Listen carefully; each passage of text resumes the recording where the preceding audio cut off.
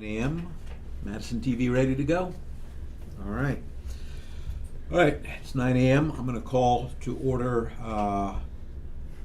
this meeting of the Village District of Eidelweiss Board of Commissioners meeting.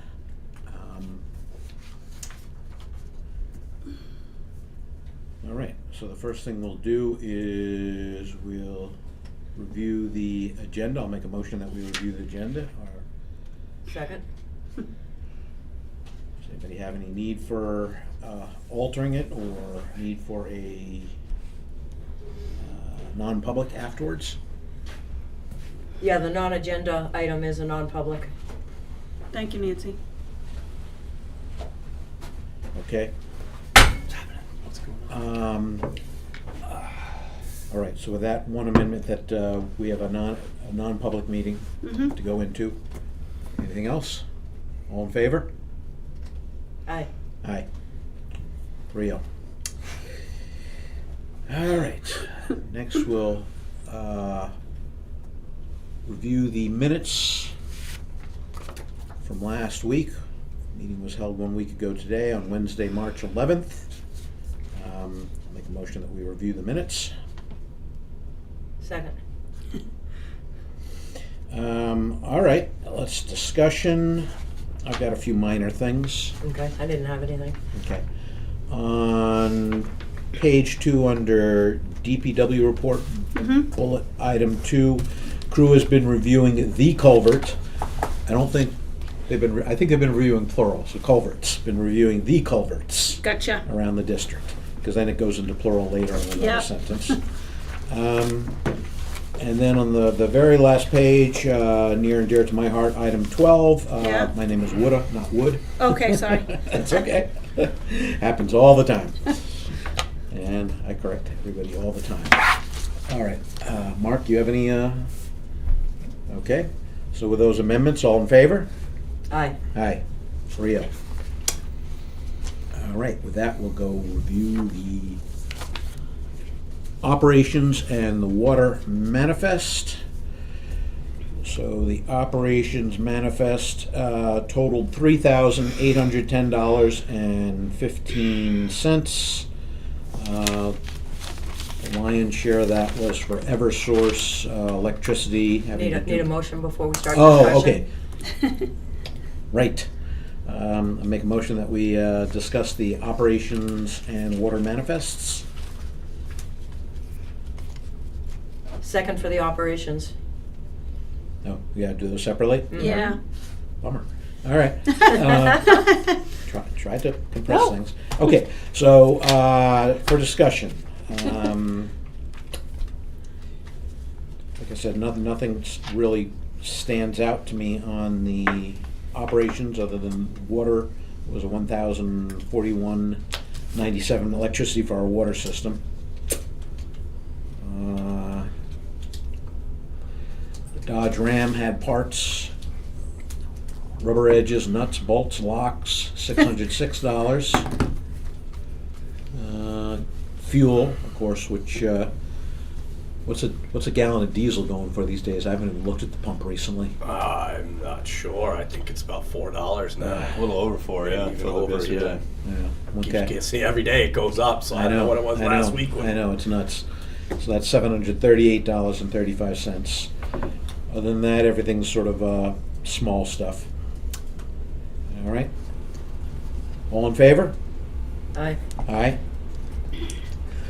All right, make a motion that we now discuss the water manifest. Second. All right, the only big ticket item was the $10,000, which is approximately a 50% payment to EII for the SCADA system, which will pay off the balance once they complete the work that we still need done on that project that's been outstanding for quite some time. And Ian, who's here with us now, gives us the thumbs up that he's happy with what they've done. So, all in favor? Aye. Aye. 3-0. All right, with that, we'll move into the DPW's report. And time. Oh, time is 9:05 to move into the DPW report. Morning, Jeff. Good morning. So yes, we put the rubber edges on. We had to purchase a couple to get through what we had. The old ones were just that old and worn out. So there were a couple of wing edges that we purchased for both Rams. And we had to handle 2 to 3 inches of snow last Saturday, which went off smooth. I think we kept most of the gravel on the road, which is a good thing. And considering things are soft out there, and filling some potholes with some 3/4 inch stone. Try to stay on top of that before they get too deep. But I'm pleased with how the roads are looking. They seem to be drying up quick, and I don't want to jinx myself on any of that. So, things are going good. This time of year with the melting back of the snow, and the trash starts showing its ugly head. So we're picking that up as we see it along the roads and trying to stay on top of that. Just moving along. We did see last week when we put the plows on the trucks, we had the 19 stripped down, that the fish plate where the headgear mounts was broke. I don't know if you guys saw that picture I emailed to the office. So we had to send that in to get fixed, and that went into Albany service. And again, with a quick turnaround, they got us back in operation right away, got the truck right in and welded that up to get us through with that.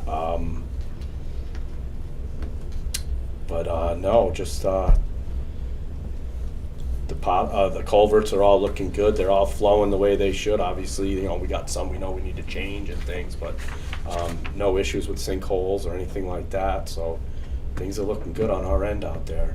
We're just going to keep moving on. I noticed there was a lot of gravel filled in on Eidelweiss Drive. That looked great, all the little holes. I knew the big one. Yeah, we took care of that after the meeting last week, Mm-hmm. and then we got some stone and some more holes, and Hutwell and Eidelweiss, Burns, getting a few more put in. We're going to continue going on that today. We're going to strip the chains off the grader today, because we don't want to see that out on the road at this point. Even if the snow, it's too soft. We'll manage it with the trucks, but we took the chains off the backhoe because we're going to run that around, filling the stone, holes. A lot of brush down, a lot of trees coming down yesterday and last night with that wind. High winds last night. Yeah, it's been howling, so we're just staying busy cleaning up. Okay. I did speak with Mike over at HP Fairfield the other day. He said I spoke with him too. Okay. Yes. Yeah. Okay. Yeah. So Just that'll wanna be part of my commissioner's report. Be on the same page Yeah. with that. Mhm. Okay. He was kind of waiting to hear from us, so I touched base with him. That's about it. Okay. And so I saw last week you looked into CDL school, and this week you're looking to sign up. Have you I found made a dates that few- won't conflict with anybody's vacation times coming up?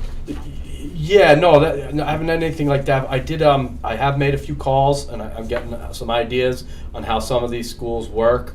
One of them, they come up here and do the stuff with our trucks and stuff like that.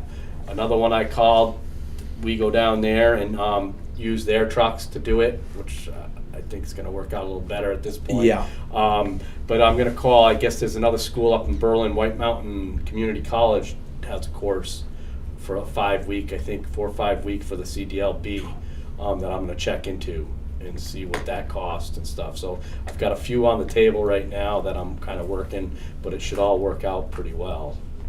All right. So educate me. Does that mean he'll be away for 4 or 5 weeks? No. I believe it's something that's after work. I'll get more information. All right.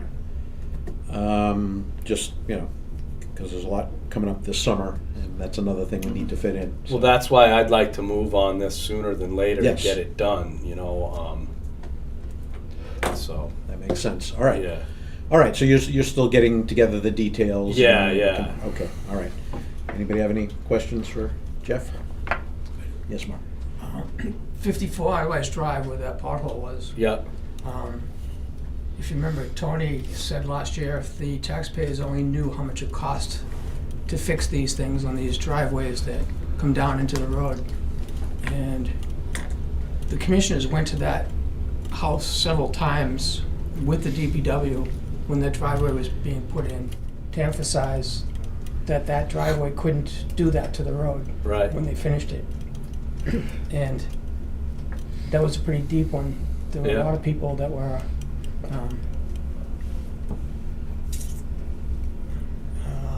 reacted badly to driving through that. It was deceptive of how deep it was, I guess. Yike. So, to figure out how much that costs, we know how to do that for FEMA. I just need to know how much, it was two men, a Ram truck to get there, or the backhoe was definitely there, it was in your pictures. Right. So the backhoe was used. A small amount of, used 1.5 or 3/4, 3/4 inch stone. and used a bucket. No, it wasn't a whole bucket of the backhoe. I'd say a third of the bucket, maybe. Third. A quarter of a bucket. So that's the least of the costs in that. Right. But 2 men, how long from the time you set out to do it till? Did you do other potholes during That day, trip? no, we just did that. Just that? I'd say that one was 20 minutes. I mean, by the time, when we got to the building, got the stone, got the shovels, and went to the site and then loaded it in there and back to the building, I'd say it took about 20 minutes. 2 men, 20 minutes. Yeah. Yeah, but that's including transportation time? Yeah. Still, about 2 man-hours worth of, or an hour and a half worth of man-hour time. Right. An hour and a half, you said? You said You 20 said minutes, 40 2 minutes. people, all right? Yeah, but it's everything, transportation, work, everything? Yeah, it was like just grabbing the shovels and then you gotta scoop a stone. It's All right. Yeah, well, It's manual work. Right. And then to sit there, shovel the stone into the. So just off the top of my head, that's a few $100 counting the backhoe. How much we charge FEMA for the backhoe? Correct. Thank you. okay. Anything else? That's what I have. All right. Okay. I don't have anything more, Nancy. All right, thank you, Jeff. Alrighty, you guys have a good afternoon. Let's go through the morning first. Yes, yes. That is true. I guess it's been up at 4 in the morning. It's lasts a long time. Yeah, that's right. See ya. It's half over now. Thank you. See you, Jeffy. Bye. All right, then we have a request for absence. That was, Mm-hmm. so that'd be the signature items for us? Yeah, you can put it in signature if you want. Okay, all right. Yep. All right, it's 9:13 a.m. We're going to move on to commissioners' concerns and reports. So Nancy, start with you. Okay, we've talked a couple of times regarding a 91A request. So I think we need to get back to the person and let them know that we have not located anything that was bid out with a RFP. with an RFP. Yeah, request for proposal. And that we are not familiar with Orange. Orange and whatever program that is referring to. We've had Okay. no interaction Yeah. with them. So does that sound like a good response? Yeah. Yep. Okay. By the way, I did a search through the minutes, and the only time the minutes referred to an RFP is in 2022, before you guys even started. Yeah. Okay. Yeah, so that's not in that time frame that Nope. they requested, so, yeah. So we can let them know that.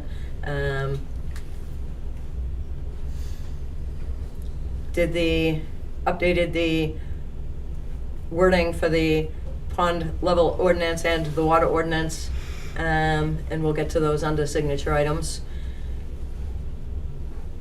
And the supervisors, I think that might be on here someplace too. No, not on No, the agenda. okay. So, Oh, yeah, The it's under super- old business, yep. yep, so, yeah, we'll get to Okay. discussing a rate increase for the supervisors. And that was pretty much what was on my list, Wow. Okay. Very good. Thank you. because it's all elsewhere. Yeah. Mark, what do you have? I gave Jeff that big flashlight that lights up the inside of the culverts, and the adapter with all this 12-volt transformer to charge it, and it came with 10 different heads because the fitting on that flashlight. In short, I think I told you last week that trying to charge it for 3 days didn't do anything. It's very old, so either the battery's gone or the bulb is gone. There's no manufacturer on it, so I gave it to Jeff. He can talk to John Arruda about how to dispose of it. And he's got the charger for other uses that will go on anything. I talked to Willie Newtile of Black Dog about doing ditching work for us, and also telling him that Ian would be in today and would be beginning to talk about Lugano. Willie has a rock breaker hammer on a large excavator. He also has a mid-sized machine that has rubber tracks. And our understanding is the big machine has more leverage in pounding rocks. And I don't know if you saw pieces of any of the boulders that are in that road. I can check back. Well, I probably should wait for your section to come up. I Perfect. shouldn't have asked you a question, sorry. So what I want to do, I told Willie that I would talk to him after we had our discussion with Ian today, so I could get an idea from Ian of what I'd be talking to Willie about as far as cracking rock and getting work done in that area, and I'll save the rest of that until you're up. Okay. I haven't heard back from Nick. I told you about the discussion we had last week with New Hampshire DES about getting a new permit to fix the Grissom culvert problem. I asked Nick to give us an estimate of what it would cost to do the engineering that DES says they see no red flags in modifying the permit that we already have and extending it into next year for us to get this Grissom project done. In the meantime, I think you might have seen the email that I got from Holly where she is asking where we are in the projects is one sentence, which I need clarification as to what she's asking for.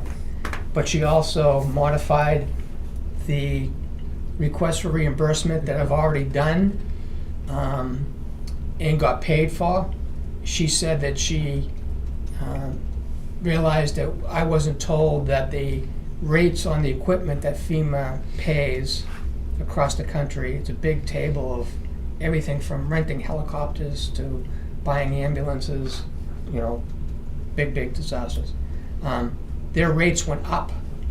So she took it on herself to go back through the request that we made and up anywhere she could see that the older numbers that I was using, not knowing that they had changed them in the middle of the summer last year, she upped it and she's adding over $3,000 more. Yep. And so I'll be using the new numbers as we go forward. I talked to Bernie Quint yesterday on the phone. I had sent him a message saying that the voters approved the Como CRV project, the vault going in. And he saw that message, so he knew why I was calling yesterday. In short, he is up for doing the project that he quoted. I don't know if he has to make some adjustments. We did all of our planning for the annual meeting before we realized that fuel prices may be going up. So this is going to be a trick for us to manage this budget this year. So his quote was based upon peacetime fuel price numbers. He also is getting inundated with requests from customers to do work. So in short, I told him I'd call him in 2 weeks because he needs to lay out what his construction season's gonna look like, and he wants to fit us in. He says it's great the way that we do everything in advance and stick to schedules with him where no one else does. So he also mentioned that he wants to hear about FEMA ditching opportunities this construction period, which was really interesting. And Willie Newtall's ready to go on that also. So after we run over everything with Ian today, I'll be contacting Willie to lay out the schedule.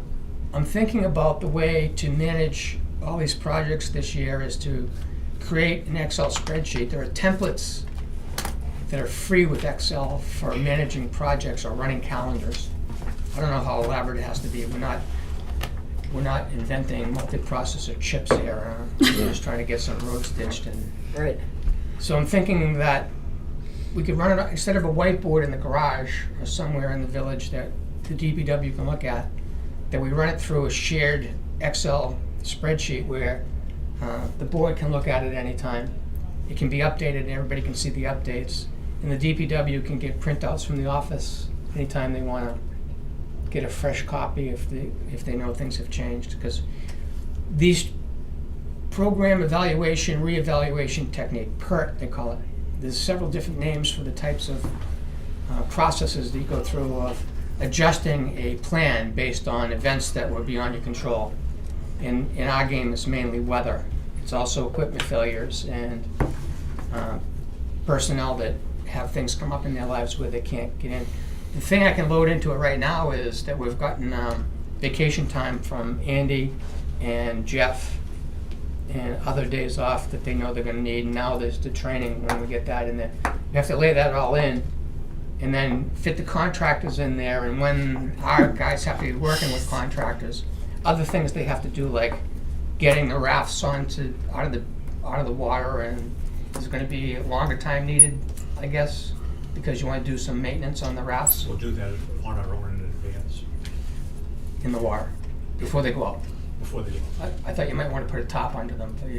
Anyway, yeah, we got, we'll get there with that. But I'll lay out when they need to be helping with the rafts, when they need to help with the beaches being power raked, and things like that. The little things have to all fit in there. And you'll get a good picture of what they actually do every year, because it'll be the first time I think it's ever been written down that I've seen. So, I wanted to ask about, we're holding money, we hold 10% of contractors' projects back. In the case of the Aspen-Bergdorf water main, we're holding 10% back on Burnham construction as part of the contract. And that's the warranty period for any work that has to be done. We do that with all contractors that have sizable contracts with us. I wanted to ask you if you remember, did Dinah always put that kind of money into a separate bank account? I seem to remember she did that with Rhineac, and I think, If it was large enough, it would go into a separate bank account, so that we would be able to know the interest that we will be paying back to the contractor, versus trying to figure out the overall interest from the bank, so we had it in a separate account, just for that type of setup. And I think we should probably get back into that as we do any larger projects. well, his project was, I believe, I don't know off the top of my head, but when you do the amount of rock that big Yeah. rock that he pulled out was a couple of thousand, I think. So Yeah. I don't know if it went over 60,000 for the whole project or not. But I guess I should make a motion saying that we should ask the treasurer to move the total cost of the Aspen-Bergdorf project into a separate bank account. And we should probably calculate how much interest should have already been accumulating on it based on what that account will be doing for interest. If you understand what I'm saying. Yeah, the part that we hold back, was it 10%? Yes. Okay. Yeah, no, that makes sense, but that means we'd have to open up a new account. Yeah. We should be doing that every time we do. We'll be doing it for the PRV and so forth. Okay. Just So the way you refresh- said that almost sounded like a second. I'll make a motion that we open a new account for the express made- purpose. Mark You made the Okay, motion. second, okay. And what is the period of time? 1 year? Yes. Okay. So we'll be paying him off with interest. Were they into October? I think they were into October. Yeah, it was the end of, yeah, it We was have- late in the fall. Yeah, the clock stops when the work is done and the final bill is paid, not including that holdback. Mm-hmm. It's when the final bill is paid. Yeah. Okay. Okay, so you second? I second that, Yeah. yes. So, all in favor? Aye. 3-0.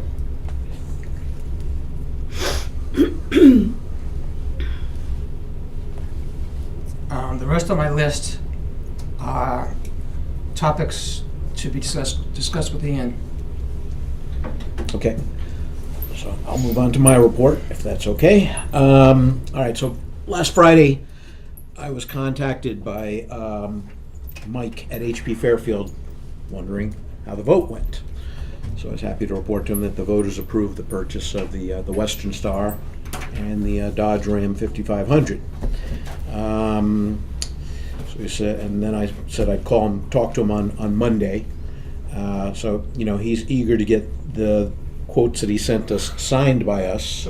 Yeah, there's always a little bit of a rush component, but they're saying, well, you need to sign it soon so I can hold to those quotes that I gave you. And I said, okay, but let me do a little research on financing first, and we'll get back to you ASAP. So what I did first, copies for everybody here. Boom. Boom. I think I got a copy for you. Oh, I made 4 copies. Yes, there you go. All right, so before I was going to reach out to financing companies, we got to take a look at what our sources and uses of funds will be. So you can see the Western Star is $299,990, which the voters approved. We actually had, I think, 310 on the warrant. That's because warranties or other, you'll notice in red, anything in red is variable at this point. Okay, so the 4,325 represents what Mike at HB Caulfield recommended was the 6-year, 100,000 mile warranty on engine and after, I think it's engine and aftermarket care. They've got other things like warranties for towing, but you know, he said that was the big one that most people get, and that was $4,325. The next is the Ram quote from Keene at $74,680, but then the guy at Keene Ram said that there were 2 warranty options. There was a 7-year 60,000 mile and also a 7-year 75,000 mile. Obviously the 7-year 75,000 mile was a little more expensive, and that's the number you see, 5,880. Probably could go with a lower one, which is only $1,000 less, 4,880, because these vehicles don't get a lot of mileage in their time that we're going to have them. The next one down, that's a hard quote from HP Fairfield, the 81,860 for the preparing the 5500 Dodge for snow plowing and sanding. And then I just put a miscellaneous. All I wanted to do was make a round number, a plug number, to bring it up to an even 470,000. And then we're going to have our own financing from the capital reserve for 70,000. So essentially, we're looking at debt financing required of about $400,000. So I played around. Originally, I put a sample interest rate of 6% in, but when I talked to Tax exempt. tax exempt leasing, name is Mark, I'm going to talk about him too. He came back with a 4.98. So if we were to pay 1 year at a time at the end of the period, that's what this calculation gives you. That the principal and interest combined for 1 full year, 12 months, would be $69,077.83. And that lines up exactly with what he sent us, although there's options on how we can pay this. So I called Mark Zaslavsky at Tax Exempt Leasing Corp. And according to this, he's the president. That's good. And then the first thing he told me was that even though they're located in Tennessee, 70% of their business is in New England. Then he must have done a little research on us or something. He goes, and Tony Eldridge, I've seen that name around. Why is that so familiar? Why is that so familiar? And then he told me he did 3 recent deals with the town of Ossipee DPW department. I said, well, that's a related Tony Eldridge. It's not our Tony Eldridge, it's the son. I said, oh, okay. Wow. And then he said, oh, and you guys are in Madison? I said, yeah, we're in Madison. He said, I've over the years have done 13 deals with the town of Madison. I've dealt with Linda Shackford all the time. And then he was so up to date. He said, oh, and I understand she's not there anymore. I said, woo. So this guy, he seems to know this market quite well. So I was very impressed with him.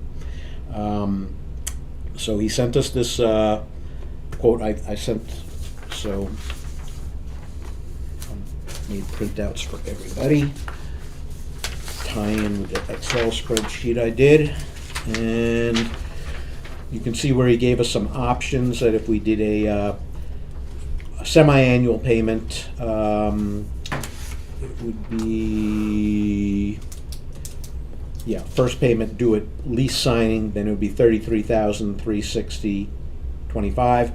If we took the second option on the semi-annual, and it's 6 months from lease date, it'd be $34,190.92. So, anyway, so I guess we need to decide on a couple things. We want to go ahead. We need to sign the paperwork for HP Fairfield. I'm going to hold off on Dodge since I haven't heard back from them. They were supposed to get back to me regarding Ally Bank and their financing program. But as you can see with this one, when I talked to Mark at Tax Exempt, I did everything together. I figured we want to keep the financing company. We wouldn't want separate finance companies for the Dodge and then for the Western Star. Could be wrong, but that's my gut feeling. Let's keep it easy, where it's just one vendor handling the financing of both purchases.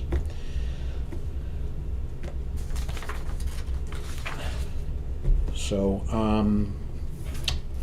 I can either wait to hear back from Ally Bank, or we can move forward with this. Historically, the district would do semi-annual for payments, Okay. and they would be in arrears. Okay. So we would be looking at the $34,190.92. Mhm. Okay. That makes sense to me. Does Fairfield do the warranty work on the Western Star themselves? That's a good question. I don't know. I can call Mike and find out.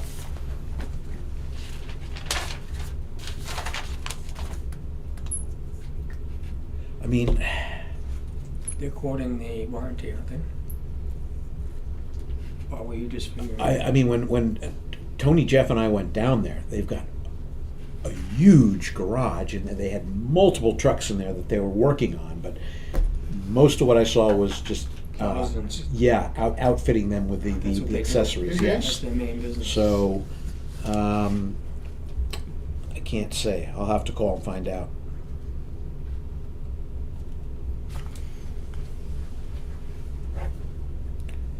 So I guess I'm looking for some guidance, how you want me to proceed with this, so we can, I basically told everybody I spoke to that we want to pull the trigger next week.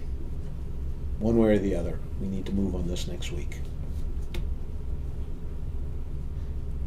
Well, this is dated March 16th, saying the quote's valid for 14 days, right? They always say that. I think they'll, if they know we're serious, that we're gonna go forward on this, which I certainly think Mike knows,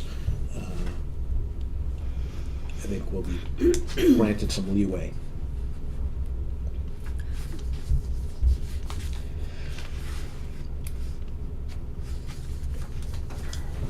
Do you see a reason for delaying this? I don't. I'm comfortable with this tax exempt leasing corp. One because he knows the market, he knows the people, he's dealt with them, and if he's dealt with them multiple times, that means people like Town of Madison or OSPI are happy with this group. We obviously relied on OSPI DPW to give us highest and best recommendations for vehicles. We went with that, and it seemed like a good choice. Seemed like a good Make a good motion. way to go. All right. I'm going to make a motion that we sign the paperwork for HB Fairfield and for Keene to move forward with the purchase of these two trucks and to go with the tax exempt leasing corp for our financing needs of these two trucks. Second. And you're going to specify which option Yes. in the motion. Yep. The semi-annual, 14.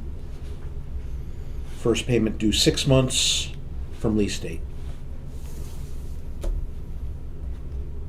In the payment amount. And that for a payment amount of $34,190.92. Okay, now, Needs a second. Nancy, second. Second. okay.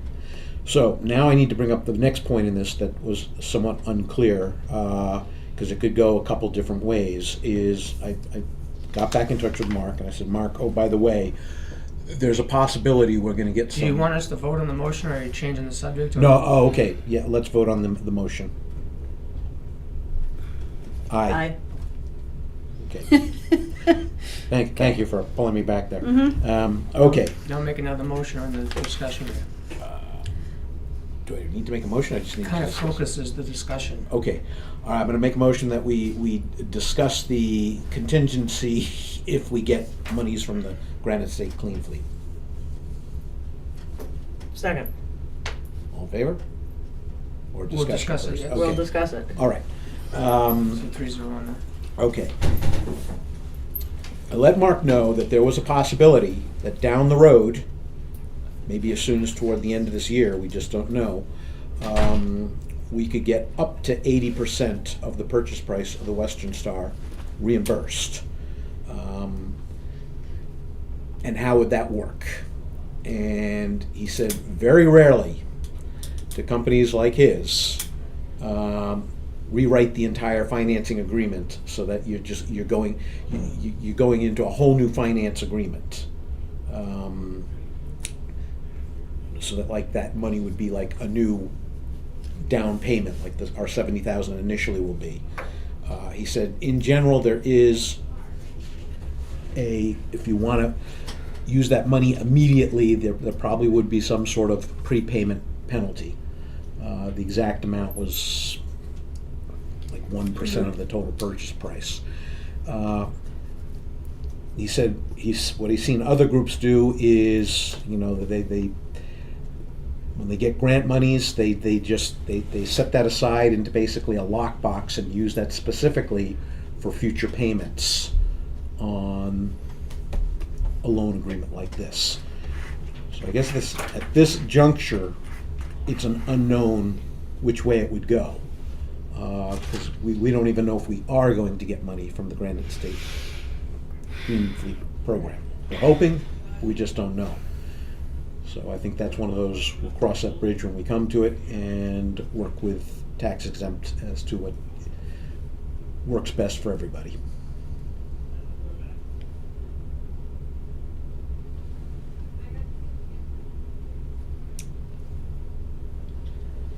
Well, if we do get grant money, and it will be for the Western Star.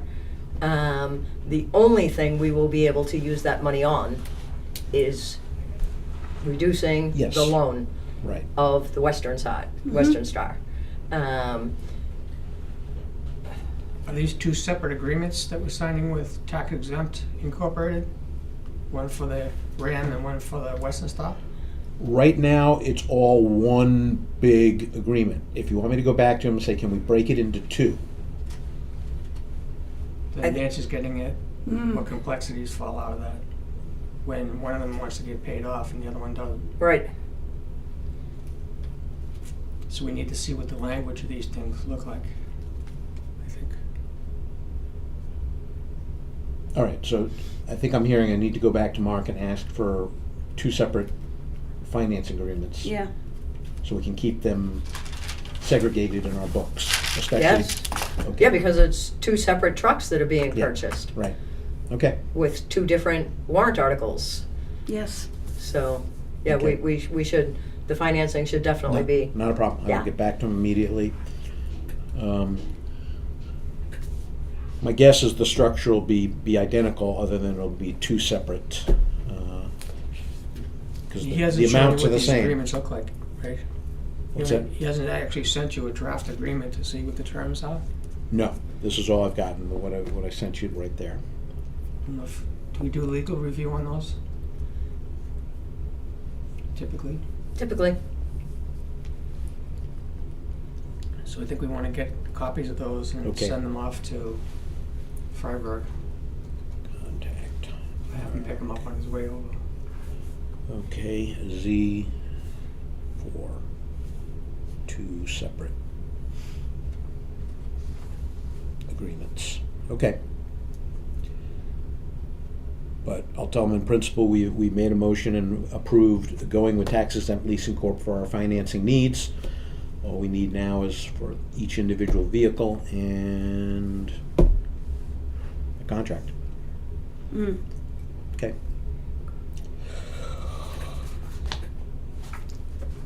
All right, we'll do the signing of the Keenan HB Fairfield Do later. you have to finish that motion at all? It was a discussion.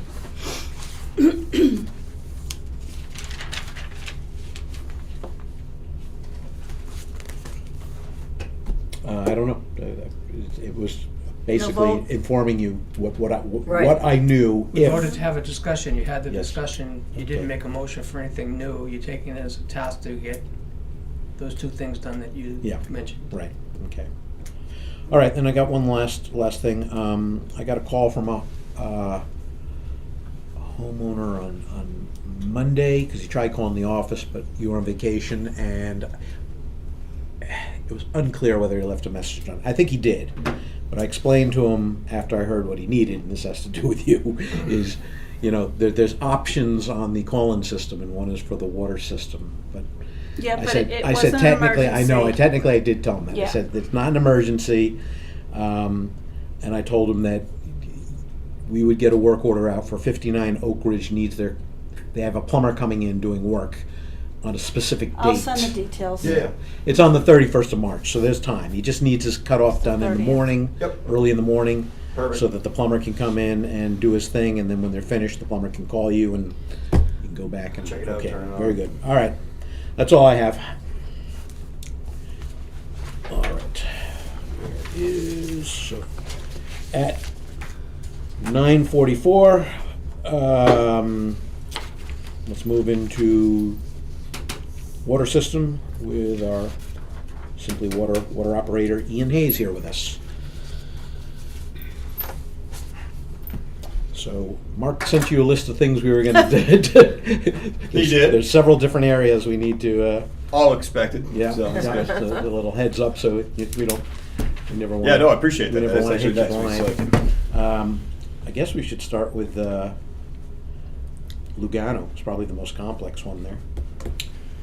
So, we got a call from John. I think it was Friday night. I think I sent an email a few days ago just kind of outlining my conversation with him and what we've seen with it so far. So, obviously, we performed that work over, I don't know, it was just in the last year or 2 years. I mean, I know we've done it multiple times. So, The working assumption right now is that we fix leaks on what is a very shallow water line. And by doing so, it froze for the first time. That's where my mind goes, because this is my first thought when he called was that maybe he hasn't been up since we did the work and a curb valve was left off or something like that, because we didn't have access to the house and, you know, things happen. So that was my first thought, but he's been using the property throughout the winter. He was up. Still a little unclear. He told me February 29th, which I put in the email. Then I looked. This isn't a leap year.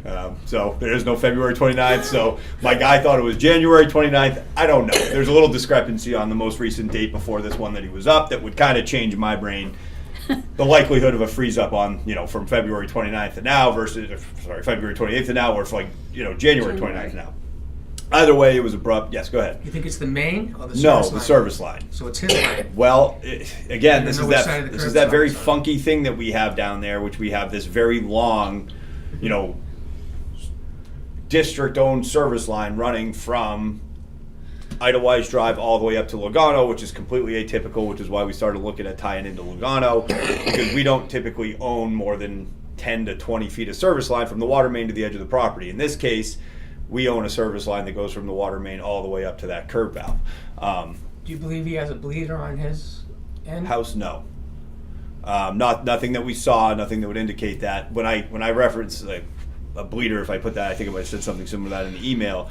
I'm saying when that line was leaking and we stopped it leaking, we may have made it so that there wasn't a moving water in that line that allowed it to freeze. I have no idea how long that spot's been leaking. You know, the water works in here, it decides to surface when it does. It's an odd zone as well for us. It's not typical of an isolation when we're chasing leaks, because it's the main loop of Eidelweiss, big loop. You know, we have to shut off the entire system to try to find those areas. So, depending on when he was up, it would change. It would change what I really believe this potential is. In the interim, he won't be back up till early April. I wasn't sure if that was the 3rd or the 10th or something in that. We'll clarify that with him. In the interim, we're going to just pop in and see if water's returned to that property. He gave us an access code, so we're just going to essentially go in during checks or something, take 5 minutes and see if we have a return to water. I guess kind of a fingers crossed that solves it. If it doesn't, the most practical thing to do is going to be to open it up at the curb valve and see if we have water flow. You know, do we have water flow at the inlet of the curb valve or not? You know, I mean, if we have water flow at the inlet of the curb valve, it's an issue that doesn't revolve around the district. I laid out to John that if that ends up being the case, he may be on the hook for that cost to have opened up that curb valve. If we dig it up and we find that there is no water at that curb valve, this time of year, the suggestion is probably going to be try to arrange a temporary, because I hate to, you know, dig down and try to figure out that line when in reality, you know, we all know we're going to try to change that line out in the next, you know, in the construction season, whether it's in the next couple months or certainly in the next 6 months.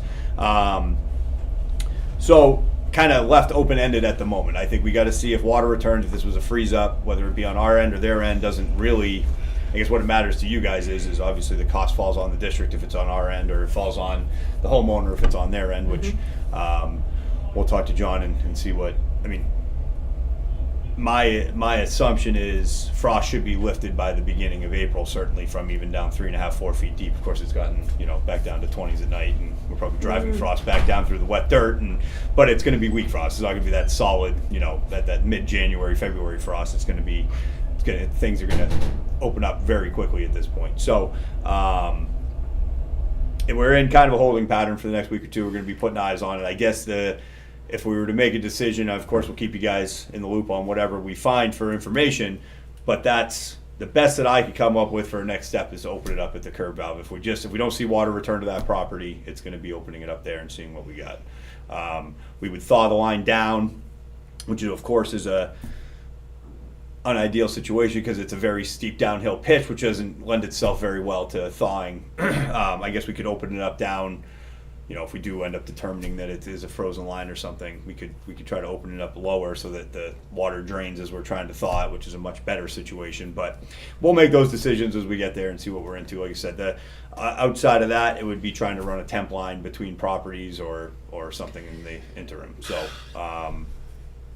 that's, you know, unfortunately, I don't have any other information at the moment. We're doing our first house check on it either tomorrow or Friday. I'm not sure which day we're in for checks, but in the next 24, 48 hours, we'll be in there to see what's going on. So.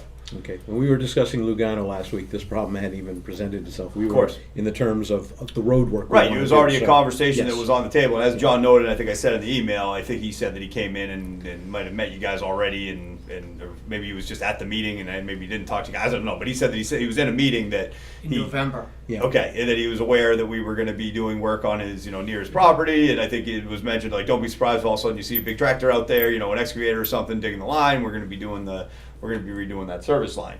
And I reiterated that to him, that this is on the docket as a repair item. He is a part, a second homeowner, obviously, they obviously made adjustments for this time coming up. We'll now just have to see what we've got before he gets up for the next time. So the curb stop is in the typical place Essentially, at the edge of the road near probably the mouth of the driveway. yes, And we have an unusual setup where we have 1-inch line running down, not out to a main in front of the house, but it runs down the road parallel, yeah, to the 8-inch main that's in Eidelweiss Drive. you got it. So, if it's frozen in that stretch that goes from Eidelweiss Drive to his curb stop, that's on us. Because that's just a weird connection to a saddle that's in an unusual place. Yes, That would be typical what happens at any house. Yes. If that section goes, that's on us. Is there a water main that comes down Lugano yes, and it tees into that same 8-inch main at the intersection of Lugano? yes, And it goes up to the top and connects to the water main that runs down Appendell Way. And there was a plan, it was in the contract for the Rhineac project to put a gate valve in at that intersection, but that didn't get done. There's no valve at the top of, there is no valve at the there's no top. three-way at the top I of don't, it. yeah, and as far as whether that was supposed to be done or not, I'm not sure. It's in the agreement. Okay. It didn't get done. The story is that the valve actually needed to be put into Salins, Salins and Bristenstock. because that would have been, yeah, I know that's They were where trying the to pressure isolate the zone. pressure zone, yes. Yeah, so, Which, right, all right, so back to Lugano. So we want to come in and do this right and connect. Is it a 1-inch? What is it? Is it a 2-inch main that comes down Lugano? I have notes from, because we opened that up this last summer because we were going to do this, and that's when we found that ledge that, we began talking about here a second ago. So I'll find it. They have notes on it. I want to say it's like a 3-inch or large, 3 or 4-inch pipe coming down Lugano. I'm not 100% sure on that though. So And then by, let me look real quick. I might be able to find it. would that be Schedule 40? Do you think? Give me 2 seconds, and I might be able to answer the size of that pipe here.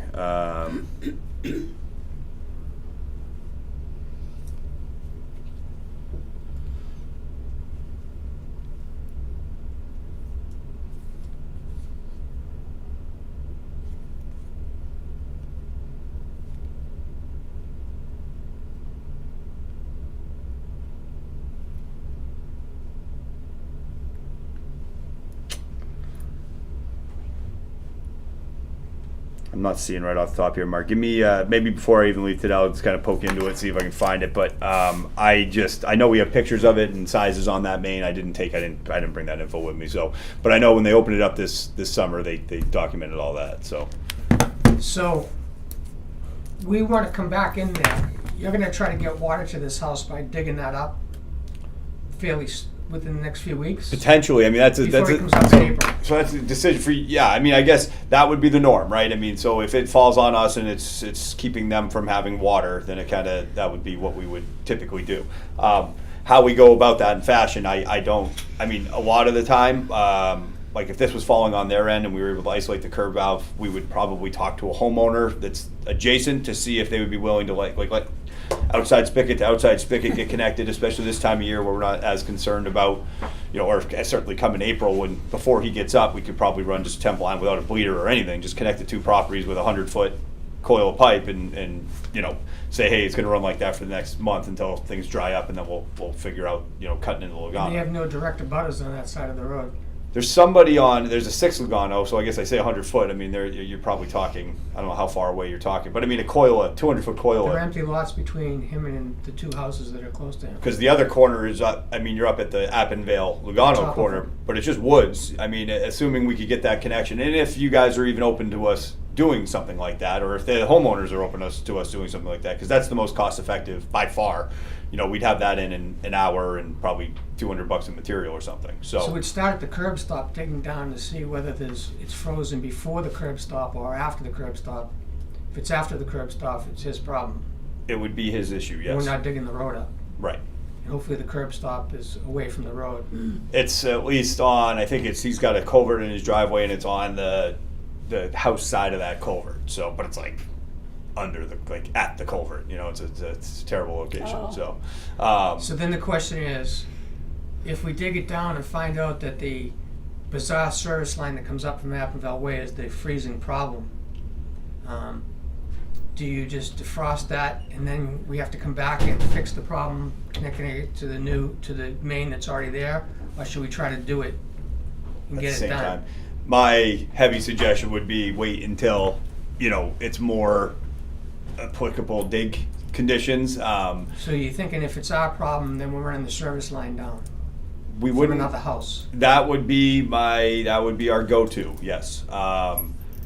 You know, it's not a foregone before we even dig the curb valve. If we don't have water returning to him, we're gonna have a half-day plan. We're gonna go up. We're gonna try to actually just fish that line, see if there's like an obstruction in it that showed up. I mean, obviously it's not the expectation because this would have presented itself before now. But let's just say maybe some grit got into, you know, like a Y screen or something that's plugged up or whatever. You know, we had told him to contact a plumber and get into all that stuff. Not sure if he has yet or not. Y screen in his house? Yes, like if he has a PRV or a, you know, whatever, any kind of device in the house, backflow prevention that could have gotten some gravel in it. That's like, you know, it's happened. This does happen. You know, knowing there was a leak on that line. You know, we keep our leaks under pressure when we're doing it, but at the end of the day, you know, I mean, it still was a leaking line forever, and now that it's solid, maybe some stuff got into that line at some point during deep compressions or whatever. You know, I mean, there's a number of things that could be other than freezing. It's just this time, you know, when you get a call this time of year on a house like that, and we saw that line, it's 3 feet deep. It's like we know it's a, you know, in places like, you know, that's a potential. That's just where that's the initial jump. We would do some other legwork to rule out some other potential causes of the, you know, water not running. So before we jump to digging the curb, but just because of how muddy everything is and the frost in the ground and you know, I think we'd want a temporary solution, whether it be thawing the line and hooking it back up and running a bleeder off his house or whatever, coming up with something that doesn't involve trying to do the Lugano, you know, main project yet. Because I think that's going to be, as we talked about, having to get a hammer in there. We have access to a small hammer, but I do think that was pretty solid ledge, so we're probably going to have to be looking at, you know, larger hammers on that. So let's talk about that. If everybody here is okay with understanding the plan For 2 Lugano, yeah. for the house problem right now. Yeah, that makes Now sense. let's shift to the water main connection and rock breaking by a big machine there, because he has 2 options, and I'm thinking the size of rock that's in that road may require the big machine to be on that What road. it typically comes down to is if you have, like, how fissured is the granite you're trying to break, right? You can sit there and try to dust a solid 4-foot piece of granite, or is there little cracks in it that you can get the hammer and flake out, you know, chunks of it? I will take a look back on the photos we have. It seemed like it was a pretty solid piece Well, let of me granite. get this picture into your head, is that we're looking Yes. at not only getting the rock away from where we're working to solve this water connection problem, but we're looking at, while the machine is there, going up the road further, and where the pavement is telling a story that it thinks it has a big egg under the road because it's spider webbing. Gotcha. So the DPW will go out, look at this with the Backhoe. with the hammer contractor, and that starts to have us say, now we're going to go where maybe jeopardizing the 2-inch main that's running all the way down the road as we're in there hammering rocks that may be right next to it. Yeah. And we've seen before when they ran these mains, if they came into a big egg in the road, they went around them. They did. And we pulled some bizarre artwork out of the road holding them up for pictures. Yeah, I don't know if you We had 3 joints going around. remember the one that sticks out to me was the intersection of Oak and Presidential. We found this giant U in the main. It And was they just, did in the force main that went up to Rhineac from Jungfrau. Yep. They did the same thing. They elbowed all the go way around it. They didn't break any rock back then. No. And they were doing it. They with usually back- put the pipe on top of it. So going around it was better than just putting it on top of it. I think we found all of those Yeah, the mostly. hard way. Mostly. They all froze over the years. Eventually, yeah. So anyway, I would just wanted to get that in your head is that when you're out there, if you tell me when you're out there, that might be the time for, might even be the time for Will Newtile to be there, who's going to break the rock. Sure. And we could do all the planning, looking at the road and having Jeff and Tony say, Yeah, get everybody over there to take a look at it and see what we're into. I think it's a great idea, at least for planning purposes, and then try to set that, because I do think that's going to be, I don't know, I can act like it's going to be a major production, but you'll have rock hammering going on for probably the better part of a day to just open up a trench to have depth on that. And I mean, you guys will be at liberty to decide, do you want to go straight down to 5.5, 6, or do you want to stop at 4.5, 5 and insulate, or put it, sleeve it and insulate it, or whatever. So we'll have that conversation as wouldn't we a lot of see. that be driven by where the existing main, how deep the existing main So the is? existing main is not. I want to say they recorded it about 42 inches. So that is not very deep itself. So what we typically do on that is we do like a 45-degree downward tap, and we will insulate that. No matter what, we'll insulate that one area, but we dive to depth in the first 1 or 2 feet off the main. So we kind of come off and just sweep To the house. to depth. So, because the reason you don't have problems with that is because it's an intermingled line that just water is always flowing past it, around it, and it moves. It's not a. That's why that doesn't freeze. It's protected even by some of the. So let me run this by. The main's at 42 inches. You come off the main and start to go down deeper to get to a curb stop that's going to be installed deeper. Well, and there's the other problem is more than likely which I talked to John about maybe replacing his service line at the same time, and he wants to. That's the thing I was getting at. Yes, he wants to. He is curious about that. We'll see what depth he's at. I think we dug him up, and I do think his was deeper than the main was. So I just can't remember what the depths were. But obviously, yeah, you dive down, and then a lot of times you're driving back up to an existing curb that's at 3.5 or 4.5 or something feet deep, and then dive that back down. So obviously, whatever we do at this time, we'll install a new curb valve at depth, and then bring his service up to connect to whatever that is, and then he'll be at liberty to start back from that curb and replace it. So. It's but we will put our new curb valve in at whatever. We'll carry it long enough that it's at proper depth, and then we'll come up to his line. Sounds like a plan. Yeah. So we are still in the holding pattern. Like I said, we got 2 weeks to kind of see. I think it's 2 weeks from this Friday before he's intending to come up, and that was the earliest. And I'll talk to him, make sure his plans aren't changing and everything. I know he's not coming any sooner. There was a possibility he might be coming later than that, and obviously from our end, the later it goes, the better we feel about this. But we'll deal with it accordingly, and as we need to do something over there, we'll get him water, whatever that means. If you guys are open to me potentially running a temp from home to home or something, and Sicilgano actually is historically been a property we shut off. I'm not sure if it is anymore, but historically, that was a seasonal disconnect. So I'm not sure. I don't think they're there in the wintertime. Yeah, and my house might not even have water at it right now, so that might not even be an option that we can explore. So, we'll deal with it as we have to deal with it, and go from there. So, but that would be the intended pathway: is try some things inside, take it apart at the valve, try to see if we have water before all the instrumentation in the house, if there is any, and then if that doesn't work, we'll jump out to an excavation at the curb valve and go from there on what the best way to get water moving is.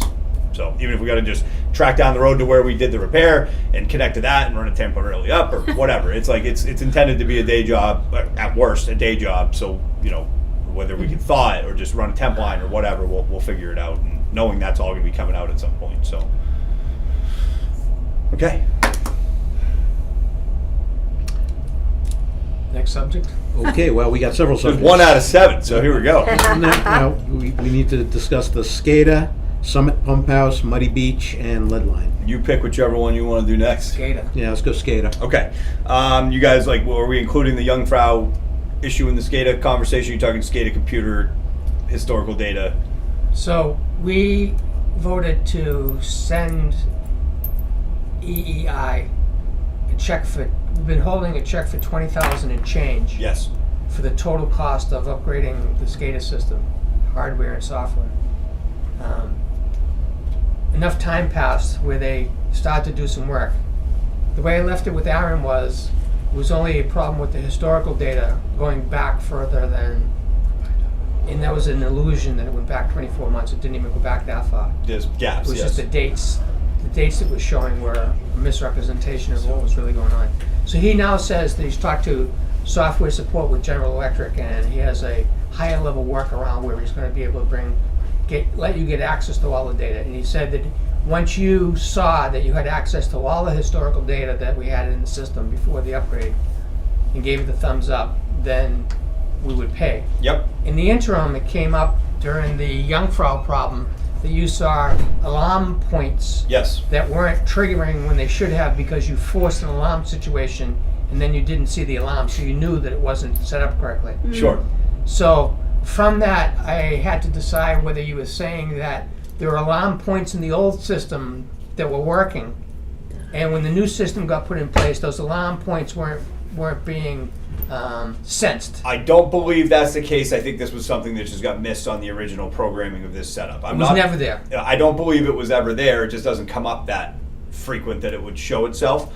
I don't know that, but I think in the way that they did their upgrade, I'd be very surprised if they were able to leave off those. But I don't know the answer to that question. So Yeah. I know that it didn't do it this time. Like I know that they haven't been there. I guess I can say to some degree because like the reason I have leaking pumps at Oak is because of this exact same thing having happened. You know, it's why we have it as part of our, process. Is the first thing you do is go shut off Oak and bleed air at Oak and do all that because we know that it doesn't shut off with a low Rhinac tank. So that's always been the case. The Rhinac one, I could say the Rhinac pump's not shutting off. That's that EII did build that panel, and you could say that that's something that should have been in on that panel. But I don't know if it ever was. We've never had the pumps burn out. They didn't burn out, but they've never had them run when they weren't supposed to run. And now I have a leaking pump up at Rhinac. So. Whether that was something that was in and didn't get reincorporated into the new program, or whether or not we just never had it to the point. It's been a long time since I had actually ran completely out where even Rhinac pumps were out of water. So I just didn't have a recollection of it, and I don't see. And since those pumps have been in, I don't think they've ever run dry. So it might have been safety of alarm that no longer didn't get put in with the new upgrade, or it might have just been that it never actually happened. So to summarize what you were just saying. You believed it would take an action by EEI to disable an alarm if it existed and operational before the upgrade. That by transferring it, all the alarms that were there prior would have to come in there unless they intentionally. As far as I know, yes. Now, then the next thing you're saying is the old system may not have been set up, but it should have been set up by EII before the upgrade even happened. Years ago, it should have been working. If they put the panels in, they should have been putting the alarm points in so the system did it. Yes. If they're not here now, they weren't here then, and it's still a responsibility to do it. In fairness to them, they didn't build the original panels. They have rebuilt all of the panels, but there's probably tens of thousands. I might be exaggerating to a degree, but I don't think so. Like on the points that they have for all the different things that can set off on that. We don't have tens of thousands of alarm points. Not just alarm points. It's like the communication between all of these systems. Maybe it's more like in the thousands, but there is a lot of like if then this, but all that data code that they put in there, which is obviously what they do for a living. This is all it's what they are good at. Boolean algebra. So yeah, That's what it is. so it's not what I know anything about, but I kind of understand the logic of what they're the lateral logic of I what used they're to doing. teach it for years. Yes, you're very well attuned to it. So I just don't know if it was something that was ever presented to them as an issue. I know I've never talked to them about it. Like, hey, we're missing alarm point or low water cutout at these stations because it was never anything that cropped up as an issue. So again, I don't know if it's something they should have picked up on or if it's something was ever presented to them as something that should have been there. All I know now is that it's not happening. Like, it's whether it was something that's been shut down or not incorporated or whatever, it's not happening. So I think it's a pretty easy thing to fix. And I talked to Aaron, so I did have a conversation with Aaron, I think probably right after I was going to call from him, right after you guys talk about the upgrades and all that stuff. So and I told him at the time, I still haven't seen it. He was supposed to let me know as that gets done so I can review it, and that still hasn't happened. So unless you guys have been told something different than me, as far as I know, that upgrade is still, that continuation of historical data has not been completed. He hasn't said to you, I fixed all the historical data, check it out and tell them to pay Exactly. us. So We're paying for the fact that we have had the hardware in there. To be fair with them, we didn't want to mess their cash. Yeah, no, I think that's we you guys. thought holding another 10,000. It's enough to get it done. And the conclusion of this, I think I'm hearing that once he does say to Ian, go look at the historical data, it's there, and Ian tells to us, I see the historical data, that we should pay for that but not hold it up for any alarm that you think is critical to it, that you think that they should have had in there. I think that we used to do upkeep days with EII pretty frequently on, like, we'd recognize things that were missing or shorted on, either, we change operationally or different things. We find things that were put in from, back in 2000, you remember 2005 or something when we originally put this system in.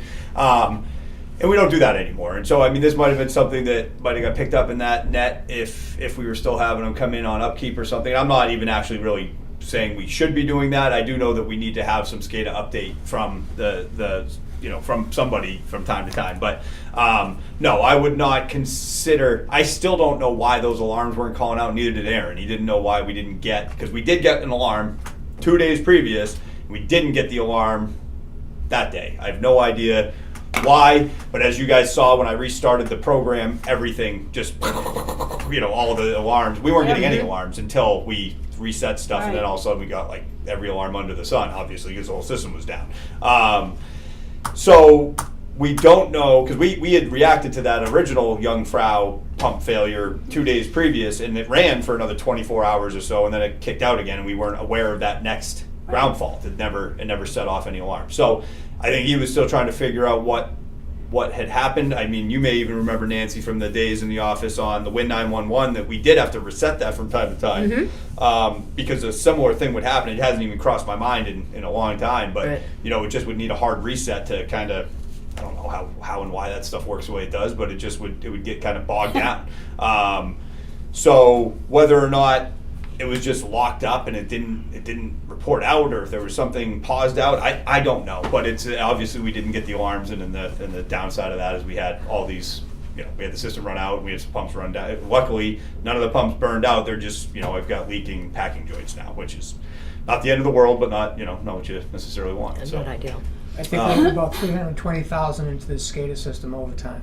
Yeah. And it doesn't feel so great. Well, as a rule, I'm a supporter of the SCADA system. I think that our outages, I've been at least, involved in the operations here since close to 2000, 2001, 2, something like that. And we used to have more outages than we do now. I think we certainly know what's going on a lot earlier than we used to. We have kind of cause and effect. We can see the trends from the tanks. The biggest thing I gained from it is like the historical data.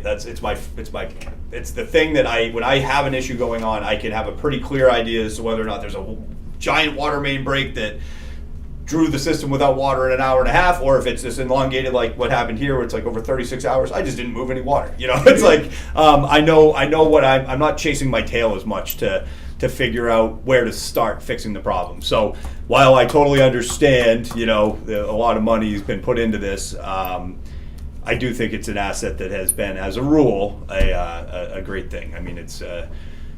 It's hard to, when you had the float switch and pressure switch days, it was a lot easier to fix problems that cropped up, I'll tell you that, but it's, you didn't have as much behind you to know what the heck was going on. So, so the bottom line is that you're not suggesting that we hold back money to get I any would alarms, not but be, they no. should owe us. No. Okay. I think it's two separate. I think we found an issue from the stuff that happened, but I don't think that.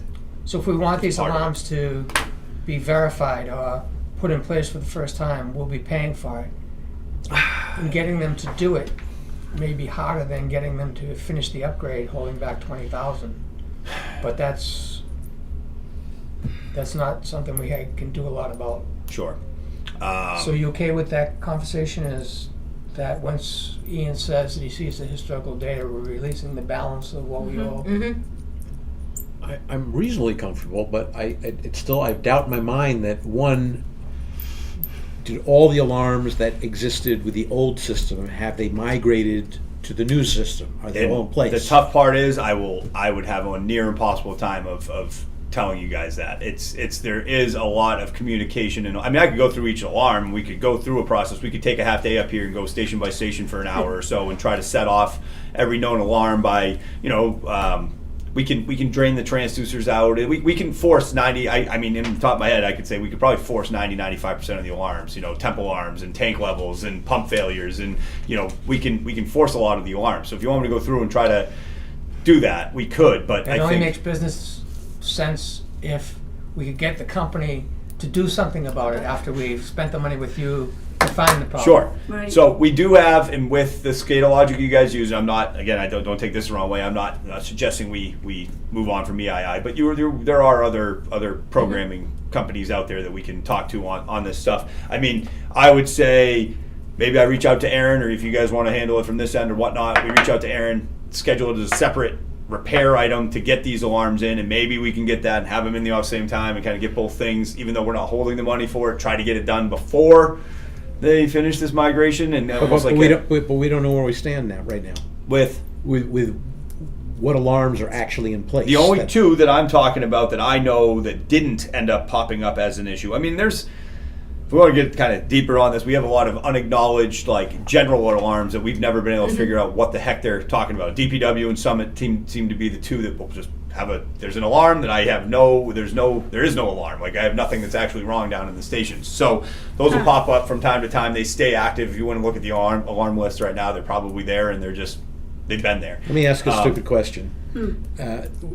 Under the old system, when that was installed, and over time, was not a master list of alarms I bet there's one built? somewhere. I bet that there's a basically binder. said where the alarm is and what it does, what it monitors. Yeah, I mean, without. I mean, that's the only way you could start if you want to Yeah. start from ground zero to see what we've got and what we don't have. We had a binder with every station, set points, and alarms, but this is going back a long time. Okay. I know that any SCADA, Mark would be able to tell you better than me, but I'm pretty sure any SCADA Logic build will have all of those points that they've created. Whether they're currently active or working would be more of a mechanical end and trying We to think the figure out. SCADA what they are. system should be able to display all its alarm points. Yeah.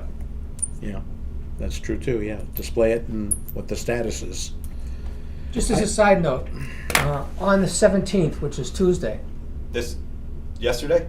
yes, Okay. at 2:16, Low Jungfrau tank. yes. Yeah, So you saw those? I did. Okay. Yep. Got him, checked it immediately. I saw DPW had a hiccup in running for about 2 or 3 minutes, which moves about, I mean, you've moved 500 gallons of water, you've dropped 5 inches, and then it kicked on and DPW was fine. So I checked that twice yesterday and it recovered perfectly fine. That happens 1 in every 1,000, whatever, I don't know. Say about once a month you're going to have some little, and as long as it goes normal, we don't worry about it. So the Jungfrau pumps, Yes.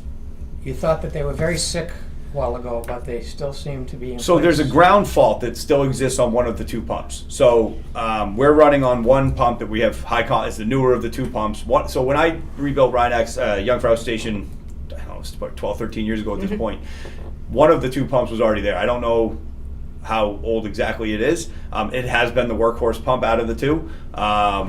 I mean, we've moved 1 billion gallons of water out of that station since I rebuilt it. That's a big number. So we've moved. It's moved a fair amount of water. So I think we're probably at the point of exploring replacing.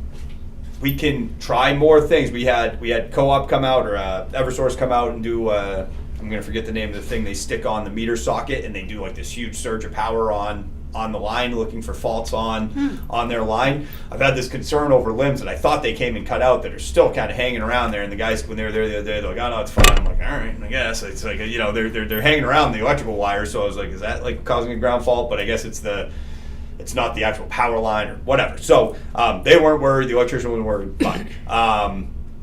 Traced everything from the panel to the VFDs, and that's where it gets a little bit more convoluted on trying to find a ground fault. So if it's the ground fault that's displaying on one of the two pumps, essentially it could be anywhere from in the VFD to in the pump itself. We found the other one, it was honestly just a shorted wire in the J box of the pump that just was making contact with the side of it and just fried out. So that one got fixed. That's the pump that's running. It's running great, no issues. It's the newer of the two pumps. I don't know, it could be a number of things. So if they're at the end of their life expectancy, At least what's the one of cost for a wholesale swap out of your for your number one suspect? I'll have to get you a cost on it, but I mean, it's a 20 or 25 horsepower pump and a VFD controller. 25, I think. 25, you're probably talking in the realm of 8 to 10,000 for the pump and VFD like material, and it's probably about a day job to change out both items. It's not a major, it's not a huge ordeal to change them out. Both items being the pump and the VFD. And that sits on top of the pump, or is that The VFD is remote up in a panel, but it's just a wire. We redo the wiring and everything down to it at the same time, which is only about 20, 30 feet of wire, and just swap out the pump and motor.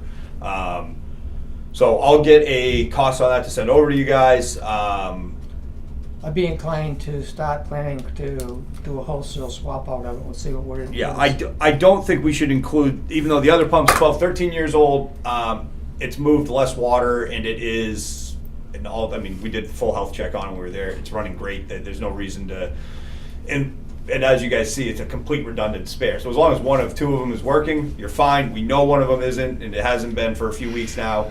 So yes, I think that because of how crucial that is to the operation of the system, we should probably, I would like to consider. I don't like that swap being out. shaky. No, it's not ideal. So young for cost. So, the Jungfrau pump, one of the two Jungfrau pumps is still suspect. The conversation had me taking the opinion that we should try to blast the problem by replacing the pump and the VFD because it's near the end of its life expectancy anyway. And we can't afford to have Jungfrau shaky. And it's April, May, now's the time to do stuff like that. Yep. And it doesn't owe you a thing. I mean, it's one of those things. It's not like the thing died at 5 years. It's got 15 years on Should it. have a proper ceremony. It should. Yeah, exactly. Like me Exactly. right now. Okay, would that also be a good time to check just the alarms at that point, at that Jungfrau station? Make sure everything that should be working is working.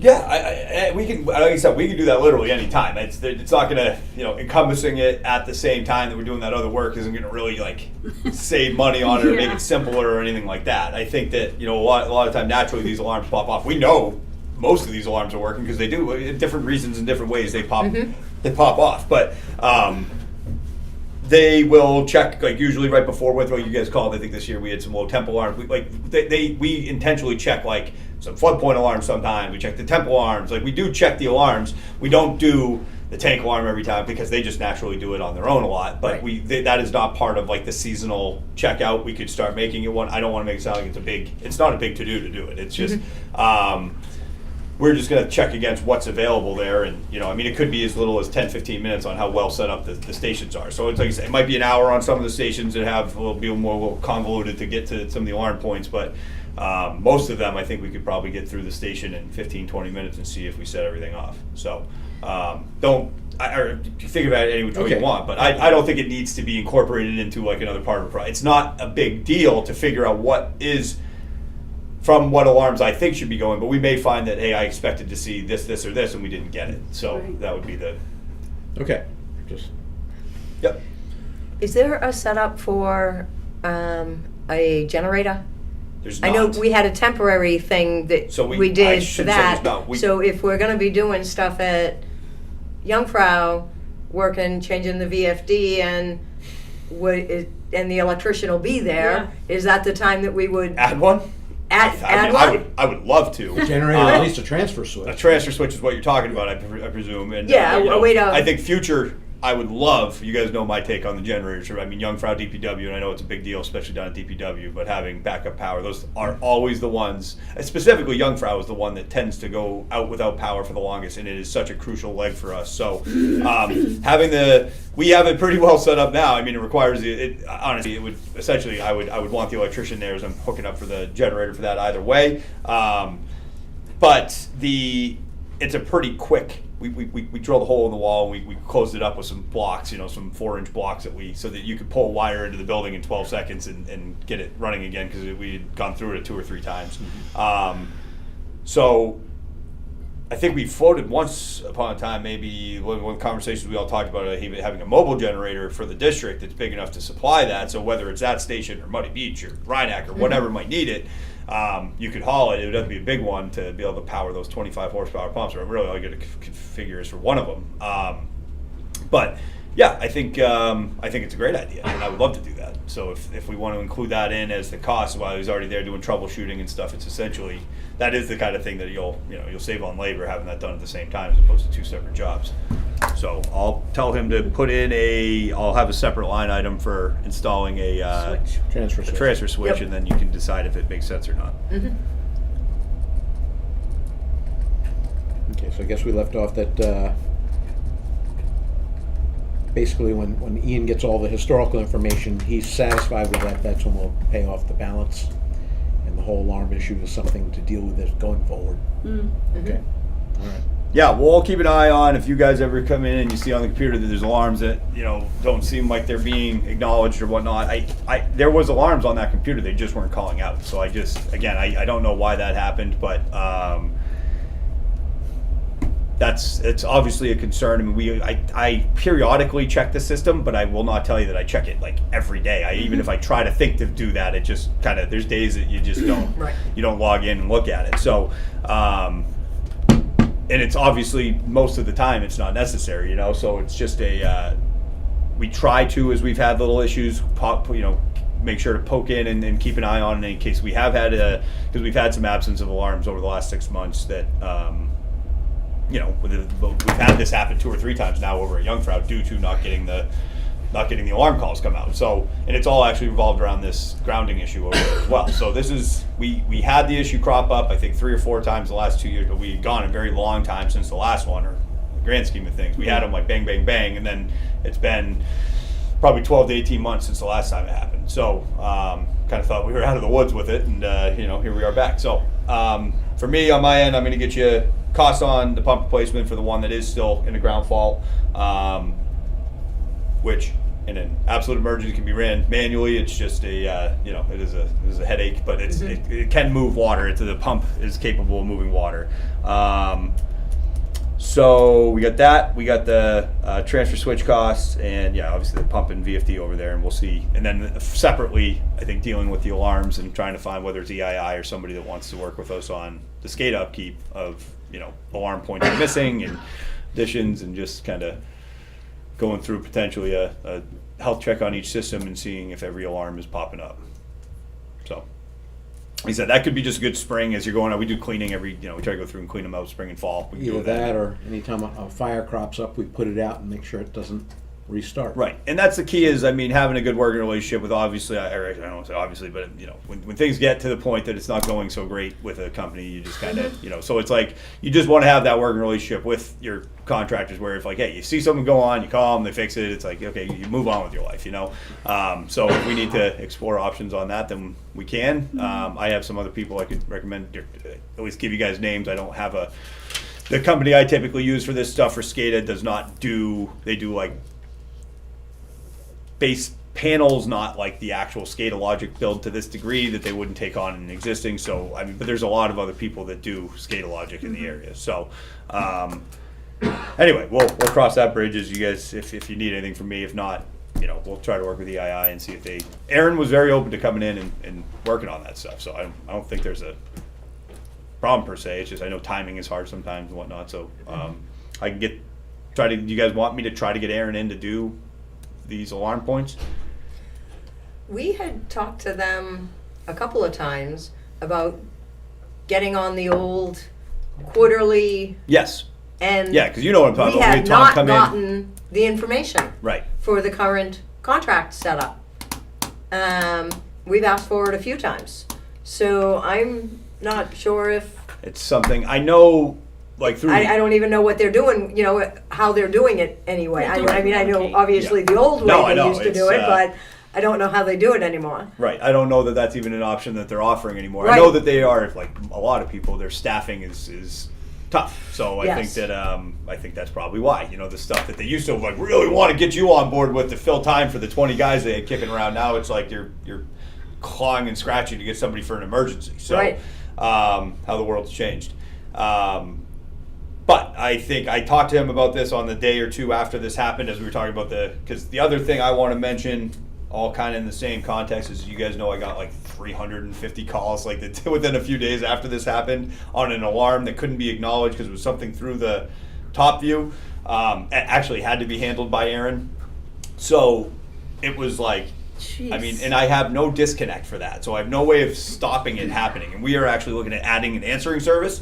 So I have to be a little Wow. bit conscientious of having, like, you know, we get billed by the call. So it's like, if it's called, my office is only 1 out of every 10 calls. My line is like, it was every 3 Constant. minutes. Boom, boom, boom, boom. Right. So, so I'd like to talk to him about an option to have like a disconnect, like a way to just like Stop it. the alarm dialer. Like, I don't know how to do it. Maybe it's just as simple as some of the programming we already have. But like when we're aware of stuff that's going on, it doesn't help to just have the lines tied up like Right. literally nonstop. Because if you now this is the first time this has ever happened to me where it was an unacknowledgeable alarm, something that was it just wasn't even there. It was like it wasn't in our system. It was something from TopView that it was like failed to send last email and text or something, and it just. For 4 hours straight, it just kept going. So, so anyway, I'd like to, as we work with him or whomever on that, I'd like to figure out how we can either. Because I told him, I don't want it to not call us. He's like, Right. oh, I can shut off 10 calls. I'm like, no, because I mean, if it's 2 a.m. and I'm not waking right up to the first time, I want that incessant, calling, so that I can, I can get it. But I said it's a not necessarily for 6 hours or 4 hours or whatever straight. It's like maybe there's some medium ground we can find on this. Maybe less frequently, not every two or 3 minutes, but every 10 minutes or something.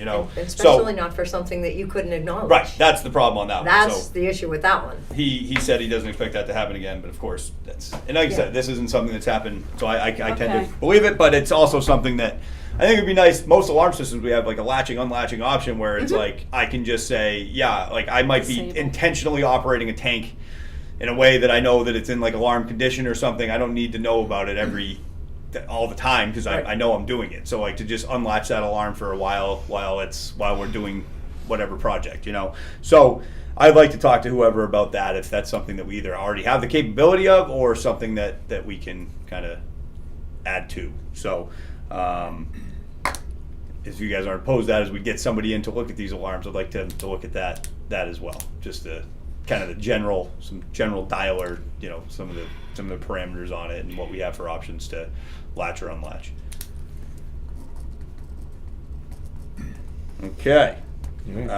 Can we move on from SCADA, or have we? Any other Any questions more on it? SCADA?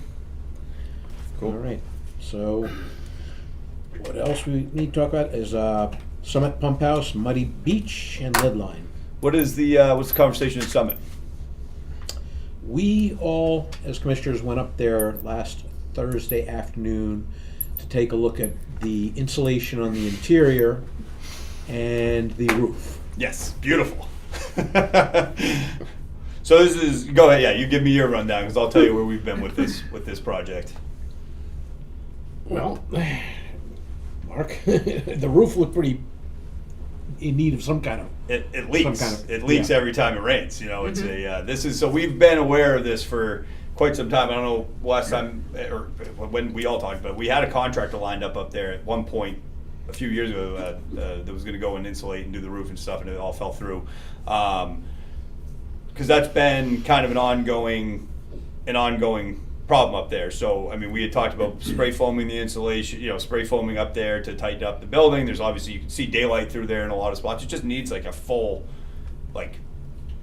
building rehab up there. So, I mean, roof, I don't know, you need to tear the building down. I'm just saying, somebody's got to go through and find all those weak points at the sill and between the walls and, just kind of fix it. You know, it's just it needs a contractor's loving touch at this point. So I'm thinking that we should start with the roof, get that sealed up.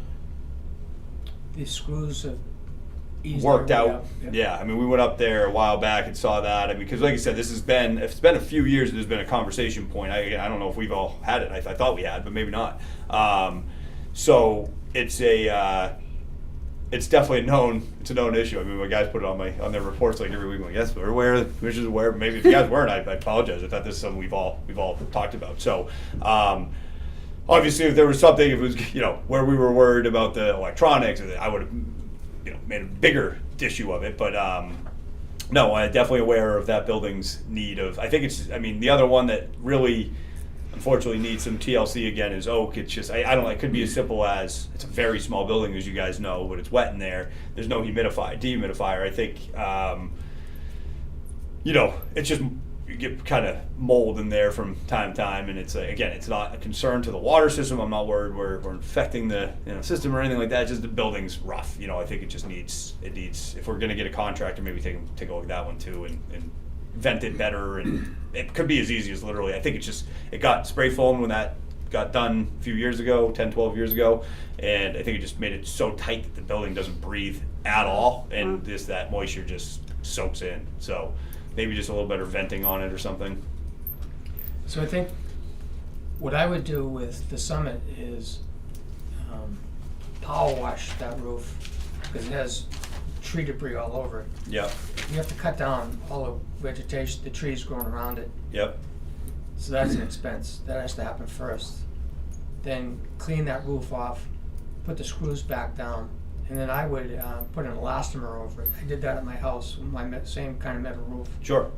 It's it's a pump house. It doesn't need to have the a standing seam roof on it. I mean, yeah, put tar over it if you want to, but then it's how much of the insulation we should rip off the inside. And there's 3 different roofs up there. There's one with the pressure tank. Right. And there's signs that it weeps through there, but I didn't see the insulation suffering like it does on the top roof, where the insulation's actually pulled away from the wall, and there's some animals are helping. I was to say, to be fair, I mean, it's the insulation's seen some It might be worth just ripping it all off. I think there's been so much animal traffic up through there, different leak points, and that it's probably, if you're going to do any of the insulation, then you do just start from scratch. Because I think, in my humble opinion, just getting that insulation out of the way so you can see the daylight spots, because I think you're going to find a lot of them, and get those sealed up too, so that we can maybe get the animal situation under control. And again, it's a traps. It's not acting bad up there, but it's you have infiltration. Most pump houses do, but it's given an opportunity to correct that, which is when you're re-insulating and stuff is the easiest time to do it. Doing the roof, doing the insulation, because that building is it's the whole underground is concrete. So really, it's where the insulation is where the animal traffic would be. So I think we have to review where all the water finances are today, and then list out all the projects. And this is the type of project that you just keep putting off and forget about it because there's so much else going on all right, the time. always a bigger, another fire. Like the Jungfrau Right. generator hookup. Yeah. We wanted to do that last year and just never got that far down the list. So we do have a contractor that was going to start to work on that roof last year, but we haven't checked in with him to see What's going on? what's going on in his life. So that we should have some kind of list that fits on the agenda to remind us of projects on a separate sheet. Okay, But it starts with where's the money, exactly. and we should put that on our agenda to have a budget review of the water. Maybe that's not a public meeting.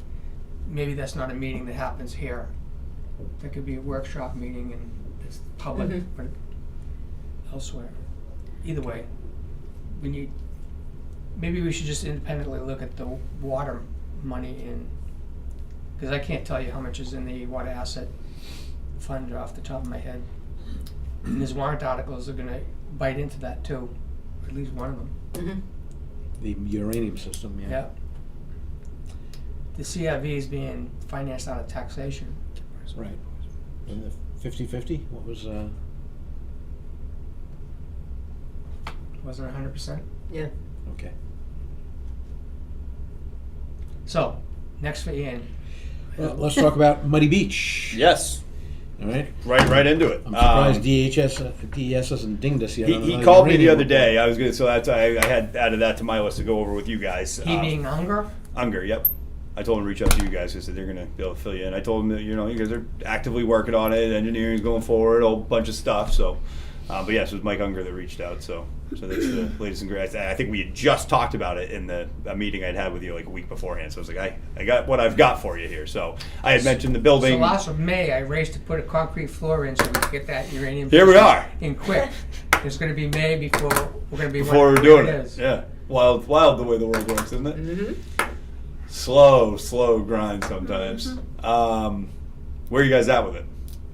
Waiting to hear from Nick on where he is with the state. Okay. I mean, we can. Obviously, I'm not trying to. However, you guys want to move forward with this, but like I told you the last time we maybe talked about this, I'm very comfortable. We can fit the equipment necessary in that building as it is, and I can get the plan approved that we put forward as non-backwashing equipment. So, if it keeps pushing out, I mean, you guys have an idea of what we can get into over there. We don't so. know what Nick's life is like Exactly. because he has other things he's working Oh yeah, on. always. Mm-hmm. For us, he's got other things. Never mind Right. bigger customers. Right. So it's if push comes to shove, I guess, and you're getting to the point that you're going to be under administrative order or something, You could get a system approved by DES. the I get it. setup that we've already put forward, because it's an inline treatment system that's not like, it's not, the only operational change is the equipment going in, and so they would just have to, they essentially would go for design review by this guy Doug over there. He would have, I'm sure he'd have some questions on how we're doing this, that, and the other. We answer them, and then they approve it or just make a change to it and ask for a bag filter on this or whatever. They might ask for some minor change from what we currently propose, but So it sounds like we should just check with Nick and see if he's at a point that he's up for just passing it back to Ian or not. Yeah. we're not intending to do anything with the pH, nor do we think that we have to. I think that this is one of those things you can build out, Later. add as needed. Don't overdo it until you have to. So yeah. Anyway, just let me know. But he was not. I mean, you've talked to Mike. He's not like he's certainly not the hammer of the state. He's not the one that's out there. Yeah. We're kind of fortunate. Mike's the guy that's on our stuff, but he's being more inquisitive than he was. It's definitely a talking point at this point. So I think we want to make sure we keep the ball rolling forward, so that it doesn't get to the point that we're looking at. So let's decide who's gonna check in on Nick.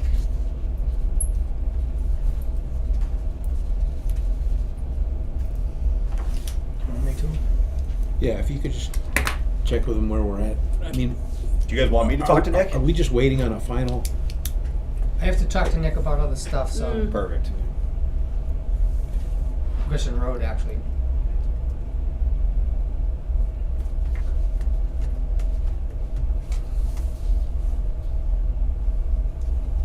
That enough on uranium? Yeah, I think so. Yeah, pretty straightforward. I think that, as we get that done, we can talk more about the plans of DPW and stuff like that. But until we have that uranium treatment in, and obviously, actually, not to elongate my time on you guys worse, but so we started flushing Muddy Beach. Nothing ever went online or anything, but I know we've talked about it before. I mean, in a situation, let's just say I couldn't reach you guys, not that I had any problem doing it, but in that situation, if we're running dry, system's out of water, Jungfrau's not running, Muddy Beach doesn't currently have its uranium, are we all in agreement that we would put that system online to keep water in the system over being without water, or is it that's not even... That is what I would do. That is what I would suggest. We have repeated to the public that we haven't used it since November 24th. Yep. But should we have to use it, the state is not prohibiting us. No. Right. No, it is an active Right. water source for Right. you guys. So, So I we mean, would use it if needed. certainly from an operational standpoint, I have no handcuff on me to tell me that this would just be a personal decision from the board to say that we don't want to. But I think we've talked about it. That was the impression I was under. Like I said, we got it prepped to go online. I'll make a motion that Ian shouldn't hesitate to use Muddy Beach if we need Deemed water. necessary. Yes. I'll second that. Aye. And hopefully we get the uranium on there, and it's all, we get it all covered anyway. But just so that if there is ever situation where I feel like I got One to thing do we it. should point out is that all the private wells in this area, Have uranium. and they're not required to test for it like we are. No. So we know because we're required to test for it. I've put like 20 uranium systems in on Island Drive, Island Road. Yeah. The in Island between Road. from you guys to Rock House is like it's all uranium, you know. So it's So, did you know that the voters voted to increase the water hookup fee from 10,000 to 18? I did not, but that's In Emerald City Emerald Lake. is asking us what the thought process we went through to get to arrive at 18. who's Emerald. Who is that? Emerald? They're They're a village district on the other side It's of about the tank. same size that we are. It maintains their road. They're like the only copy of us. Where are they? Would Plymouth area? Oh, well, Yeah. okay. They're not. I thought you Yeah, said on the other side yeah. of the lake. I was like, No, I've no, never no. even heard No, of no. these guys. No, the other side, All the right. other That side makes of the sense. tank. Gotcha. They're right outside Oz. Yeah. Yeah. Yeah. So anyway, they're asking, can you tell us, because we would like to justify it based on what you've already done. Yeah. And there was a assistant director from the state that later last year, said that their research showed that it was 21,000 to 40,000. It was that range for any homeowner to have to put a well in the state. That's what their range or That's average was. easily now. And if they do, then they own responsibility for the pumps and the utilities inside the house, Yep. Power. and they don't get the testing. Nope. They don't get immediate service that brings water to the house no matter what. Yeah. So it's the 20 to 40,000, and we're at 10, giving up more of our 10,000 to the contractor to do the water hookup. Yeah. So to give people the opportunity to join us in these debts that we're incurring, to keep this water system as good as we can, that 18 was justified. I think it's I mean, I know it sounds crazy. I mean, but it's a reasonable for when you're figuring on, because it's not all upfront costs that you put into that. It's where it's everything. There's risk after it. Right. Yeah. There's And- risk when you're putting it in, whether it's 21,000 or 40,000 before you get water, and then I mean- all the responsibility that follows it. And the whole idea of uranium, all the wells that are around us have to believe that they're not in uranium when Yeah. we're in it. I mean, private uranium treatment's anywhere from 1,500 to 5,000 if you're doing like a whole house system. I mean, it's expensive, and it's one of the things that gets talked about as you talk about asset management and stuff, or one of the conversations is like, the current customers that are on have been paying for all this stuff all along. So when you come on as a new customer, you're coming on to a system that exists that a lot of people have paid a lot of money for to have. So it's not like even you're talking, say it costs $7,000, $8,000, $9,000 from the time that you have the engineering study done and the actual connection done and the materials and this, that, whatever, right? Or however much it is that we're actually spending on it. It might be more, I don't know what it is exactly, but it's a good chunk of change. It goes right into the actual right now part of it. And the conversation is typically, you're also asking for them to kind of get their skin in the game for what's gone on, to get you to the point that you can even connect that house and to put a little skin in the game for what's going on in the Going future, forward. so that you're not behind the 8 ball as you go down 5 years and need, hey, we've added 25 more houses, now we need bigger pumps at this Right. pump station, or we need to treat this, whatever it is. You have more, you gotta put in bigger storage tanks, you gotta, the cost of the Fix a compliance. Fix a roof. So anyway, a lot of my systems are actually doing the same thing and going up on it, because they're finding that it's just cost of doing. I mean, as you talk about everything, cost of labor, fuel, vehicles, it's all crazy at this point. So it's hard to. You got to go up, otherwise you're going in the wrong direction. So anyway, I think it's a big move, but that's good. I think it takes the curse off on as you're doing that, and it almost makes you more, I don't want to say excited, but it makes you more palatable to having connections instead of being like, uh-oh, what are we going to look like if we add more houses on this spot? Now you're giving yourself a little capital to deal with things. If you do add 10 houses to a zone, if you had to spend $100,000 and upgrade a line or something, you have it from those houses that added on. So I think it's great. Hookups. Hookups. So I reviewed, 15 Blinden. I saw Nick's notes on that. It all fits in with what I would believe to be the case. I mean, if you guys want me to, I can go figure out on that pressure zone where we're at, but I think that he's dead on that. I have the same recollection and the same understanding that he does. So not much to report on that one. I don't think I saw a site design on that, but you're not at that point yet, right? They're just applying and they haven't done a site yet. Site like a house lot site. I don't know, I don't remember. Okay. So I don't, if there is something, just let Are me you know. talking shoot about it over. Blendon, or which one are I'm you talking about Blendon. Yeah, I have a site design for 42 Hutwell. I do not have a site design for Blendon. okay. The Hutwell one looks great, other than they did not include the location of their service line, and as of the last few years, it's been something we require them to put in so that, one, Yeah. we can hold them accountable to it as, like, well, so when we show up and there's no house or anything yet, we can drop a curb valve where they want it dropped without there being a bunch of back and forth on it, on who, where, you know, whatever. We know where the intent is. We put it where they're intending to put it. Yep. And then the service line goes where they say it's going to go, so that when they change the location of the septic and the house goes over here and the septic goes over there, we know where they're going and what they're doing, so that we know our setbacks are maintained. So it just, we will make them readmit with if they change the septic and it shows that it's going to be in the line of where the water line was going to go, they now need to resubmit Right. with a water line change as well. So that's my only note on 42 Hutwell. I don't think we're going to have any problem there. It looks Right. like there's a pretty clear path, but if whoever the designer is on that can add in the intended curb valve water line location. that'd be Yep, great. that's probably the contractor guy. Yep. Okay, so that's, I mean, not much, I mean, as far as my understanding of both of those zones, I know there's been a lot of conversation on the Como zone, as we started having it earlier with, you know, what the water flow rates are and everything over there. Obviously, you guys are doing things to improve that anyhow. I have never seen issues over on that zone, so from my 2 cents, I'm not the engineer, but I just, I don't see any problem with connecting a house on Hutwell, so. I know Nick's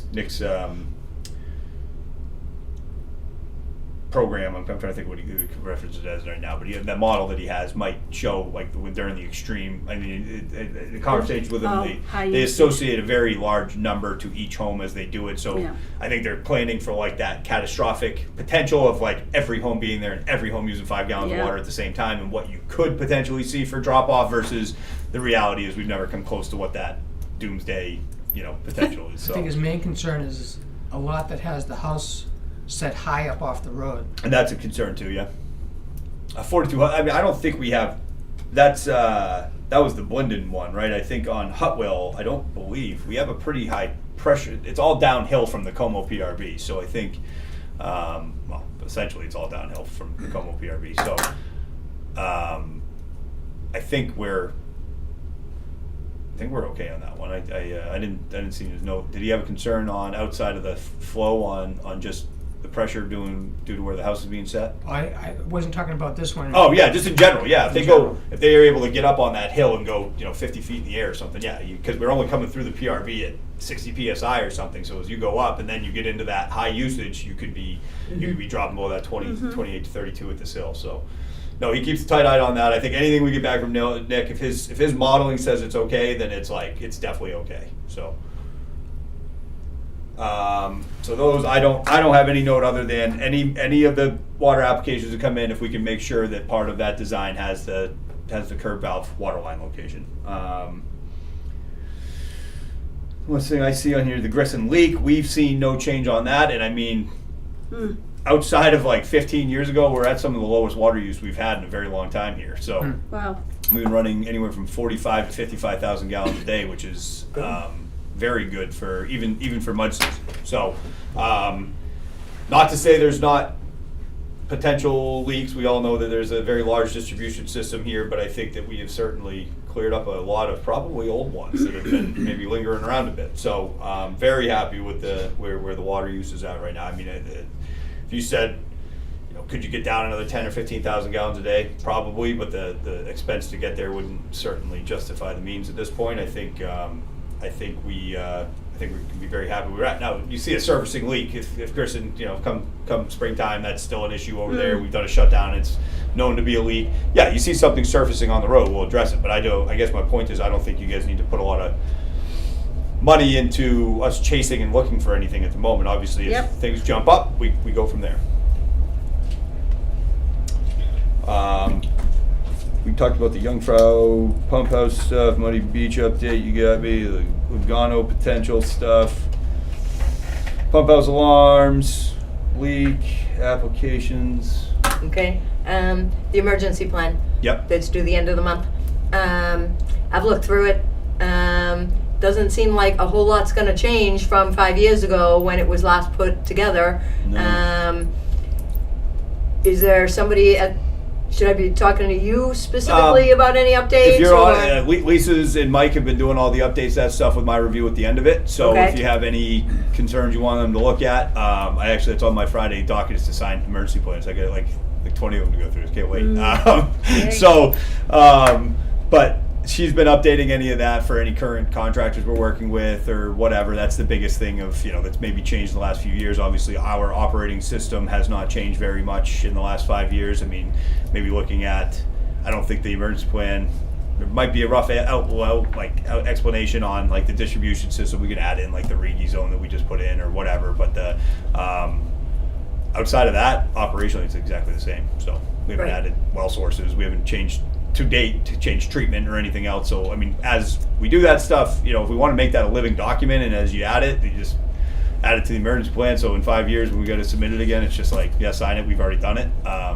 Makes it simple. So, and it is good. I mean, honestly, as we're going through them and I'm going with my guys, it's a good opportunity to kind of teach them the systems a little better and for people to see what they are. I mean, if those are updated properly, it's actually a damn good wealth of information in those things. So, but no, there's not a lot to it. They've all been.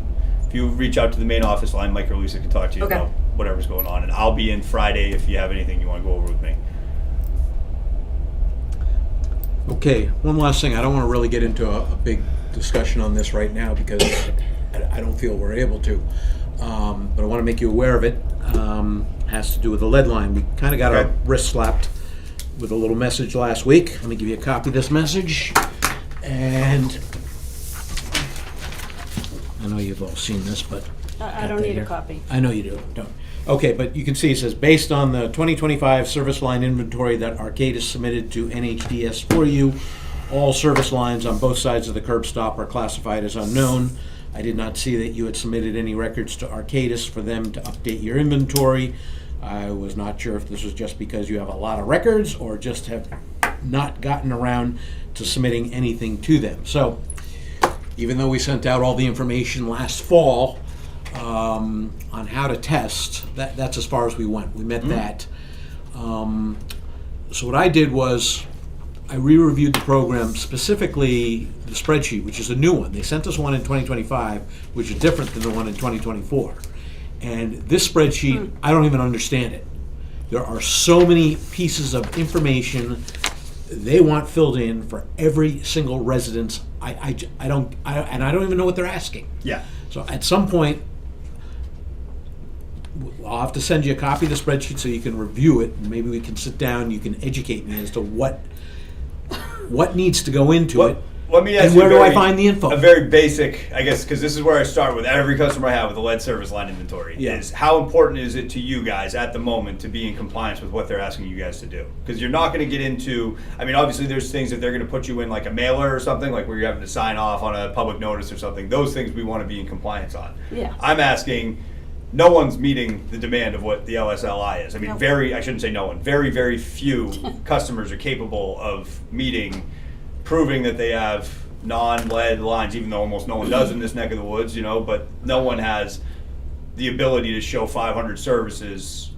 No, I get that. It's a very overwhelming, daunting program, It is. and the Excel spreadsheet is out of control unless you're a water. I'm not even going to say water operator. Right.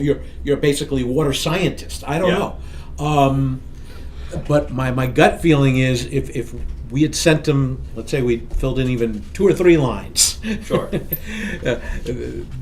They may have been happy with that. If every year we had a few more residences, with their information in. I mean, simple things that we can do on our end that certainly over the last 3 or 4 years that we have very good documentation on, and I'm sure we can find other things. It was not a specific thing that we did on documenting, like say a new service line, right? When we put it in, we have pictures of our installs Yes. and everything. We've talked about this in the past. That was show that we have water coming in, water going out as plastic pipe. That will typically be enough to satisfy. So let's say, I don't know we do 42 hot well this spring. We submit those pictures of the new service line going in that we know that it's that. There is no, then we document that the post line is also poly line. That's one of X amount of properties that you guys have that now is meeting compliance with the lead service line inventory. we obviously can go back in any that we've replaced due to damage, due to new connection, whatever, and try to find, like I said, the last 3 years we're gonna have very good photos. Anything before that, it would be kind of a crapshoot to locate them. But I'm sure we have some stuff, but it just wouldn't be as. That was my thought. So yeah, we can certainly Okay. knock off. Let's just say you could get 5 or 10% of them just through the repair work we've done over the last few years. And then maybe, I don't know, you're more the expert at this, but it would seem to me if we could get a list from town hall of every house that's been built since, 1987? Sure. That's when the rule was strictly enforced? Right, but it won't. None of that stuff. It's like you got to get it. Almost going to leave practicality at the door, because it's like that doesn't. They're not going to use anything that is like just stands to reason. Like if it's not concrete, like I personally went down and dug this curb valve and Right. saw this, and then went in the basement and also saw that it was plastic coming up at that point. Outside of that physical water sampling, testing, building code enforcement, none of that's going to be enforceable. But the fact you guys have never bought a copper or lead fitting in the 50 years of being or whatever, however long it's been that you've been in water district, you've never bought lead goose line. So obviously they don't exist here. It's like, but that's not enough. It's so you got to like separate that, and then you say, okay, this is what they're asking for, and it is outrageous what they're asking for. So impossible.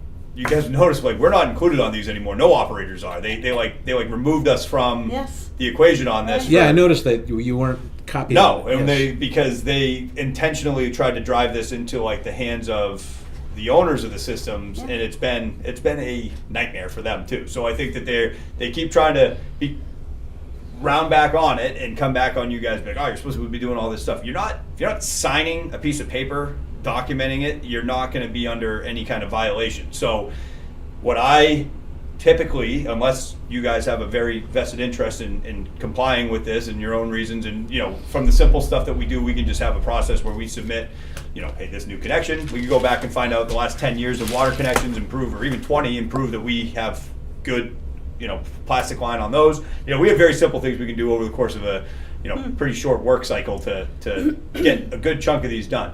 Anything compliant you choose to do at that point, I don't believe there's any violations being spoken about on this right now. No. It's- Okay, so but I still want to understand the spreadsheet so Okay. we can get a little headway, just a little headway. Yeah. Because, just a story here, what was it, a little over 2 years ago, I hadn't even been a commissioner. I was appointed, I wasn't even elected. I think it was like a week, and the whole district was falling apart. You may recall we were hacked, we got money stolen. Yeah. And I get this call from DES, somehow they had my name, and then again Arcadis, and Yeah. they weren't very nice about it. No. And I couldn't. I had no clue. I didn't know what to tell them. I said, I don't know anything about this, and I'd like to, at least if they're going to call and try and rag on me again, I need have to be a better educated. understanding. Yes. Well, I understanding. know what would be convenient. I have no problem coming down you guys' way either, but Lisa handles a lot of this stuff for me. So if you wanted to set an appointment, come down to the office, I can plan to be there. I'm usually there on Mondays and Okay. Fridays. We come down, spend an hour or two, and just look at it with myself, Lisa, and we can just go over the spreadsheets. All right, and- let me send you that spreadsheet Oh. so you can familiarize yourself with it first. I know there's a lot of focus on house connections, Yeah. Yeah. but aren't they also looking for Yes, on the the mains? Yes. Our side, yes. So All of it. we should have most of that information to be able to just give it to them.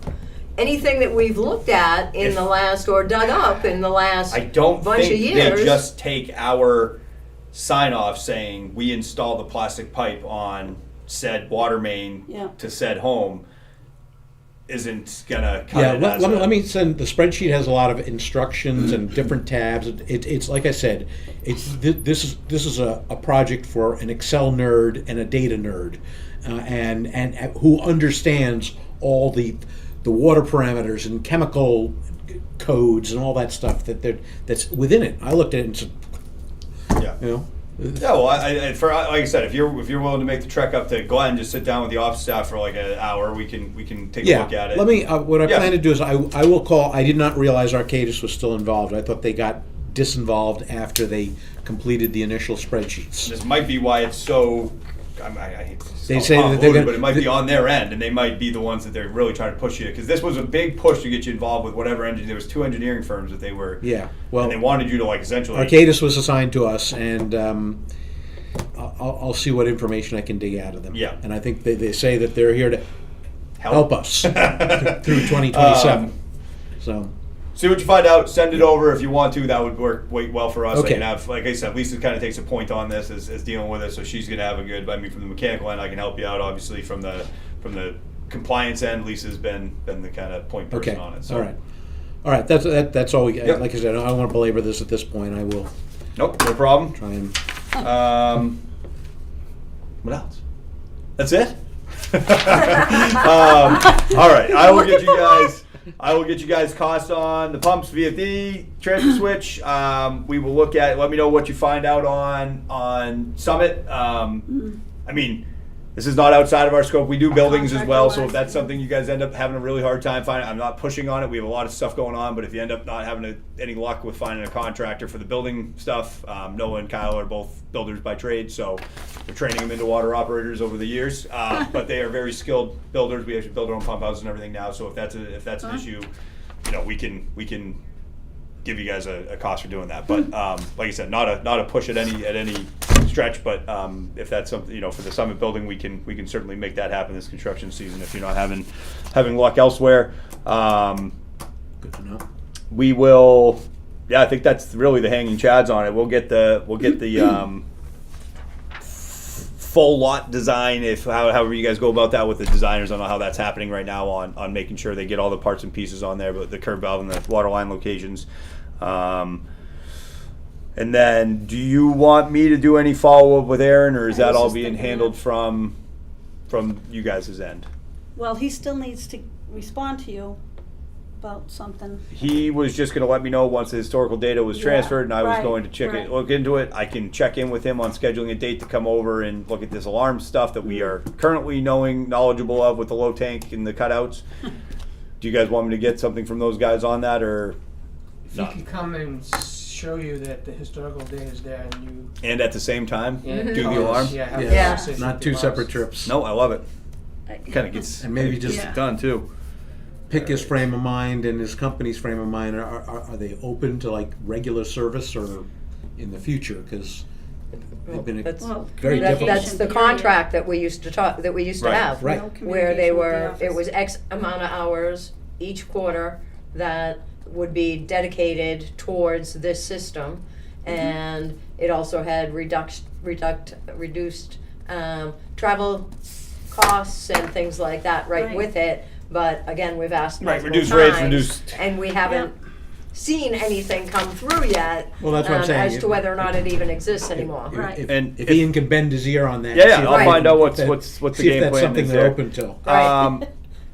You know, drop Obviously, in. we're going to want to come in, so we'll just let you know Yeah, as we schedule course. that. We'll get an office visit. Yep. And Yep. whoever if you guys care to come down, meet him or whatever, I'll Yeah. let you. If I get a date and time from him, I'll let you know. Okay, think I got it. Yeah. All right. Thank you guys. All right, thank you, Ian. Happy Wednesday. Yeah. Thank you guys. Have a good one. Me too. Good. All right, the time is 11:07, and next on the agenda is scheduled public appearance, of which there is none. So then we will move on to the administrator's report. Yes, I wanted to add something because I'm getting calls on, I don't think that you announced or talked about it in the annual meeting about what the water fee was gonna be for this year. I thought we did. I think we did mention saying that we were Okay. keeping it the same. Need to vote anyway. We need to vote on it. Yeah, We need to set it Oh, yeah. for the year Let's- and vote on it. thank you.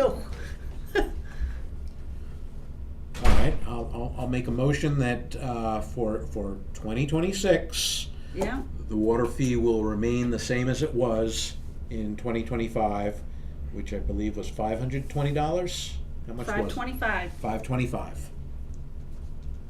Second. All in favor? Aye. Aye. Thank you. Passes 3-0.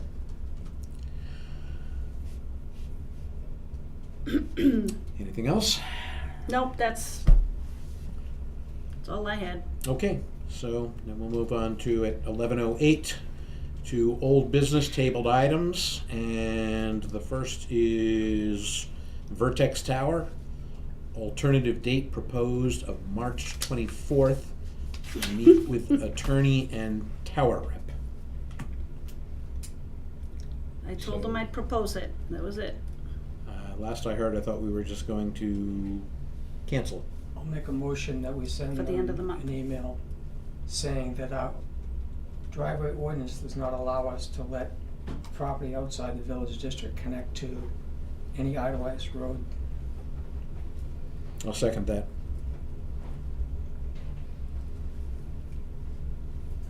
Discussion? Do we want to do it as an email and then and get a draft prior to it going out, or does one of us want to draft it?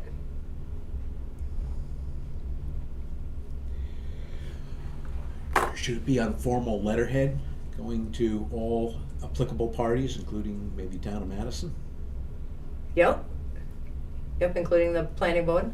Mm-hmm. Okay. So we want to have a draft that we'll sign for next week or something? Yeah. 'Cause next week is. Did we have tentatively booked a date with them on the 24th? No, you had a date at the end of the month, which was canceled.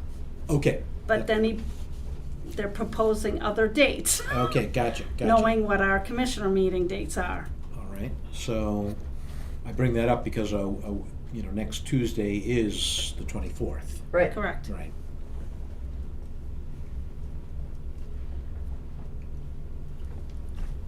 So may I send an email advising that the 24th is not gonna be, Yeah, because we're not going to meet with them. We're just Right. going to get this letter out to them. Right. I think we should probably get that letter out sooner rather than Well- later. What is the Write the language of the letter. motion? Mark Graffin made a motion.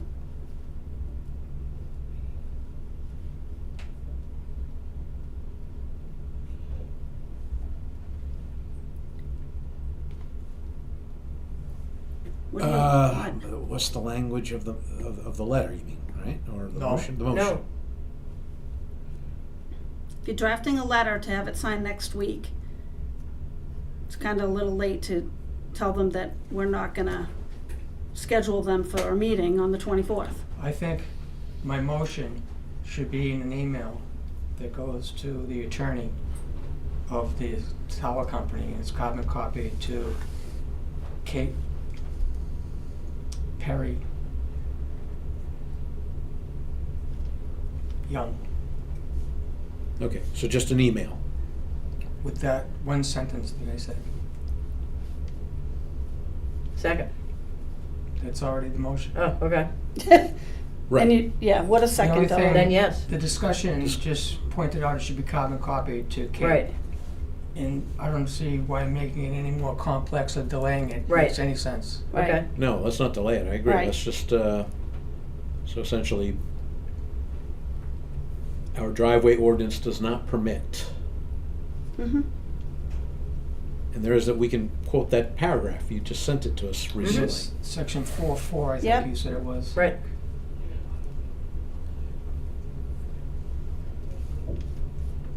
Therefore, there's no reason for a meeting. Yep.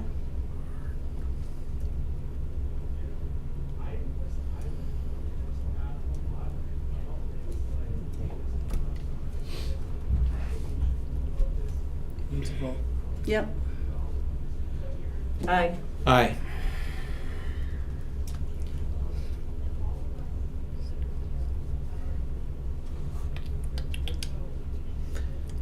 Yeah, 4.4 Okay, says very no good. driveway permit shall create a new access to any road or property outside of the Eidelweiss residential district. Right. Mm-hmm. All right. Easy enough. Okay, next on old business table items, supervisors of the checklist, rate increase, and you did send us that email last week. Mm-hmm. there were two rates, right? All right, what time? 11:13. Yeah, she sent last year's, and the year before. Correct. Okay, What do they get per hour? for the job. It's not per hour. It's a flat rate. What do they make per hour? I don't know what they make an hour. The meeting was, what, 3.5? Hour, You show up 2 yeah. hours before it, Right. so that's 5.5.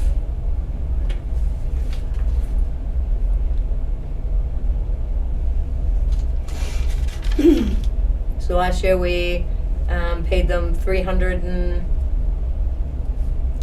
Do you have the? I'm looking Yeah. the email that was sent last week. Here it is. Okay. So they were paid $367, two people, Cheryl Brooks and Jennifer Garside were paid $367 in 2025 and $275 in 2024. So that was a substantial increase, not quite $100, but close over 90. Yeah, that also they hadn't had any type of increase in Years. like 10 years. Yeah. You know? Jeez. So that was part of that factor. All right, so I think so they got a nice increase last year, so do we want to increase again or just hold where we gave them last year? There were no bond articles last year. So last year they did the election. There were no bond articles. This year they did the election and 2 bond articles. Okay, And I think that, I don't know if the overall time for last year's meeting versus this year's meeting is significantly different.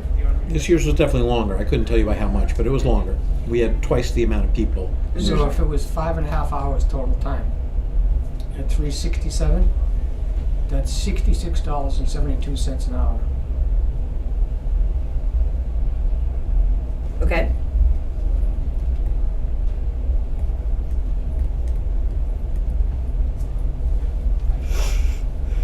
So that was on last, how long was this year's? I think starts at 8 o'clock, Mhm. and I think it ended at 1:30. About that, yeah.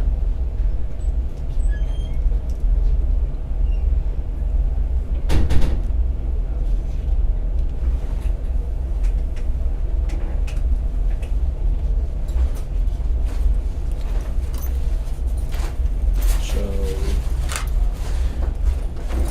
do you think that $66 is sufficient or not enough? What does the town pay them? We don't know. It's subject to another budget inside the town. That's a flat fee, and they do all of the elections. Yeah, but I don't know, That changes. I think it must vary by year. right.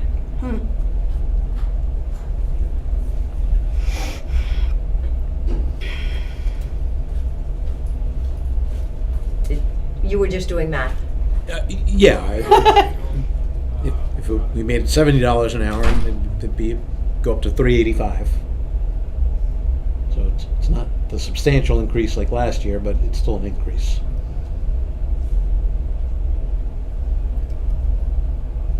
I don't know what the proper etiquette here is for paying these supervisors with a checklist, or what sort of metrics have been used in the past.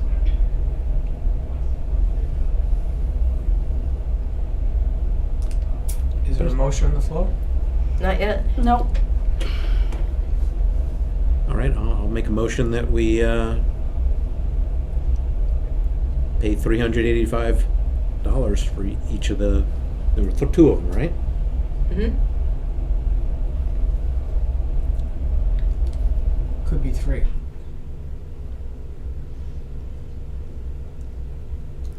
But we didn't have 3 this year. No, but going forward, Correct. What would dictate that?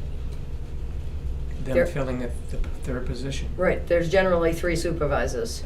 So the fact that we didn't have 3 this year is only because there's only 2 right now. Correct.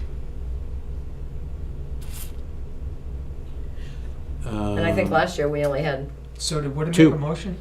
I did. I made a motion Yeah. that we Did it get seconded? pay No, it three, did not. $385. Who wants the second?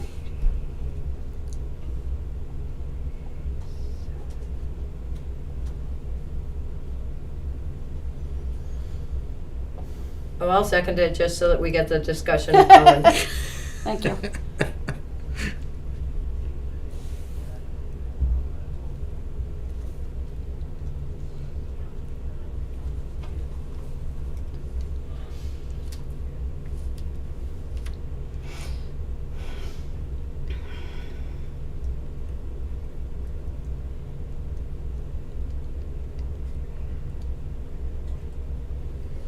Essentially a 6% increase, what I proposed.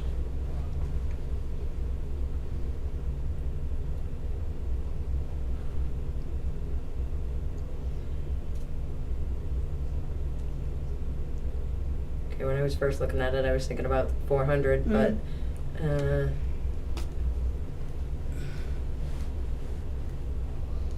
I, to 385? the motion on the floor, the clock is spinning here. 385? And nothing's happening. So I'm voting yes on the motion. Aye. 2 ayes, just waiting on Nancy. Aye. Okay. Okay. Next. Okay. 1120 signature items, pond ordinance and water hookup ordinance. Mm-hmm. We also got Jeff's request as well. Okay.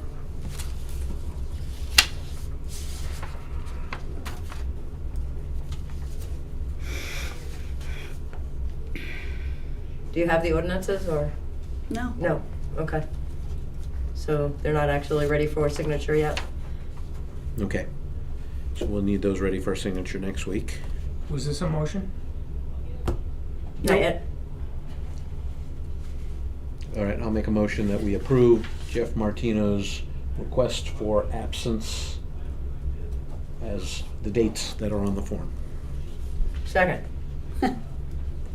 Aye. Aye.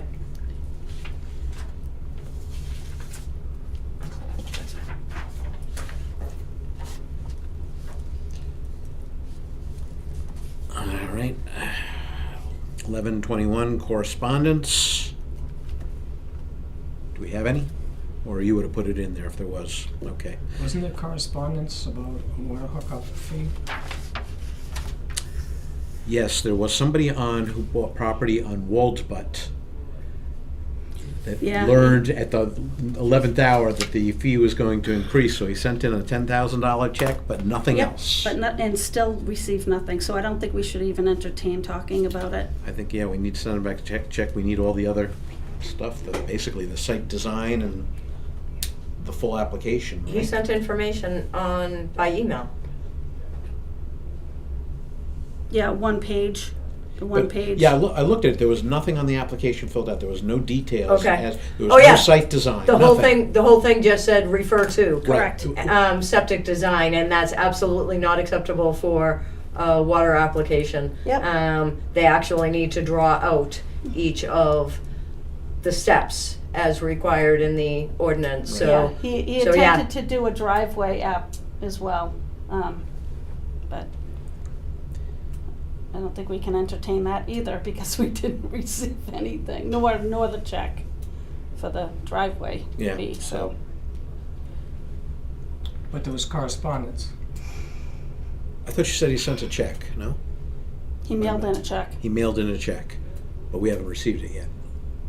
He mailed in the check for the water fee. Right. Because he was hoping To beat the 18,000. yeah. Right. So I think we should, There was an issue with the posting of the warrant.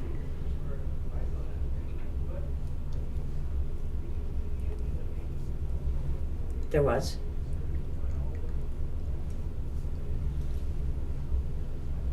Oh, at the bulletin board. That was the Hotwell bulletin board?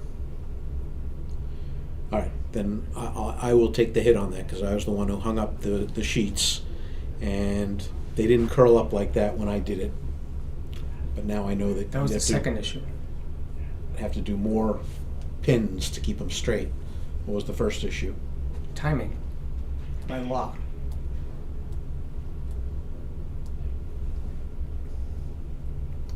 Okay, what is the timing?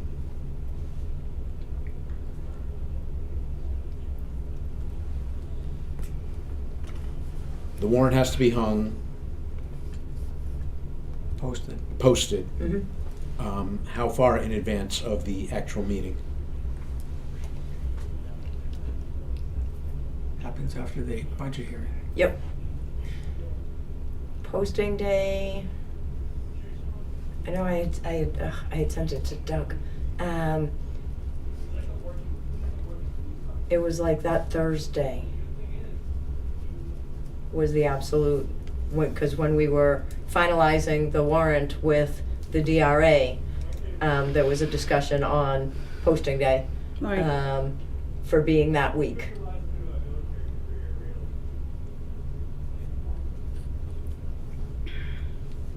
Okay. And is the village clerk who is responsible for doing the physical posting, physical paper in our bulletin boards, in our public spaces? The office has always done that. Okay. So in the future, I saw what you did, and number I took and went to Hotwell and Yeah. pinned out each Yeah. page Yeah, but, yeah, separately, but my pins didn't hold, Attempted, and yeah. they curled up. yeah. But we didn't do that to the bulletin board at the office. So in the future, the way you did it, we can't do it that way. No. We have to have it. Every page has to be visible for anybody who's standing in front of the bulletin board, perusing and reading it. Mm-hmm. So, okay. So I thought I did a good job at Hotwell, but apparently I did not. Well, weather. All right, so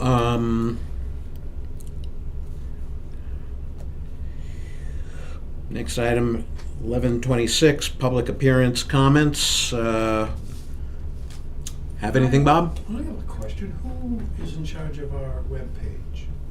Who runs it? Is it a person, a company? No, it's all done in-house. We did look at a firm to update our webpage and try and change it over to a .gov, but the fees to have done that were, Okay, we were not comfortable with the level of fees just they wanted. comparing it to the Emerald Village District, and they have a nice little saying like who they are, what's going on. Mm-hmm. I don't know if we should update it to, because I look, it doesn't really say what Eidelweiss is. It just says it's a village, but Not on the home. There's a lot of issues with the webpage that's what I figured. currently. Yeah, Still. we know it's less than optimal, but Okay. it's You were asking for a comment last time, so. all right. Yeah. Okay, all right. It's one of those things. It's not important. Well, it is important, but it's not a priority Right, at the I moment. absolutely agree. Okay.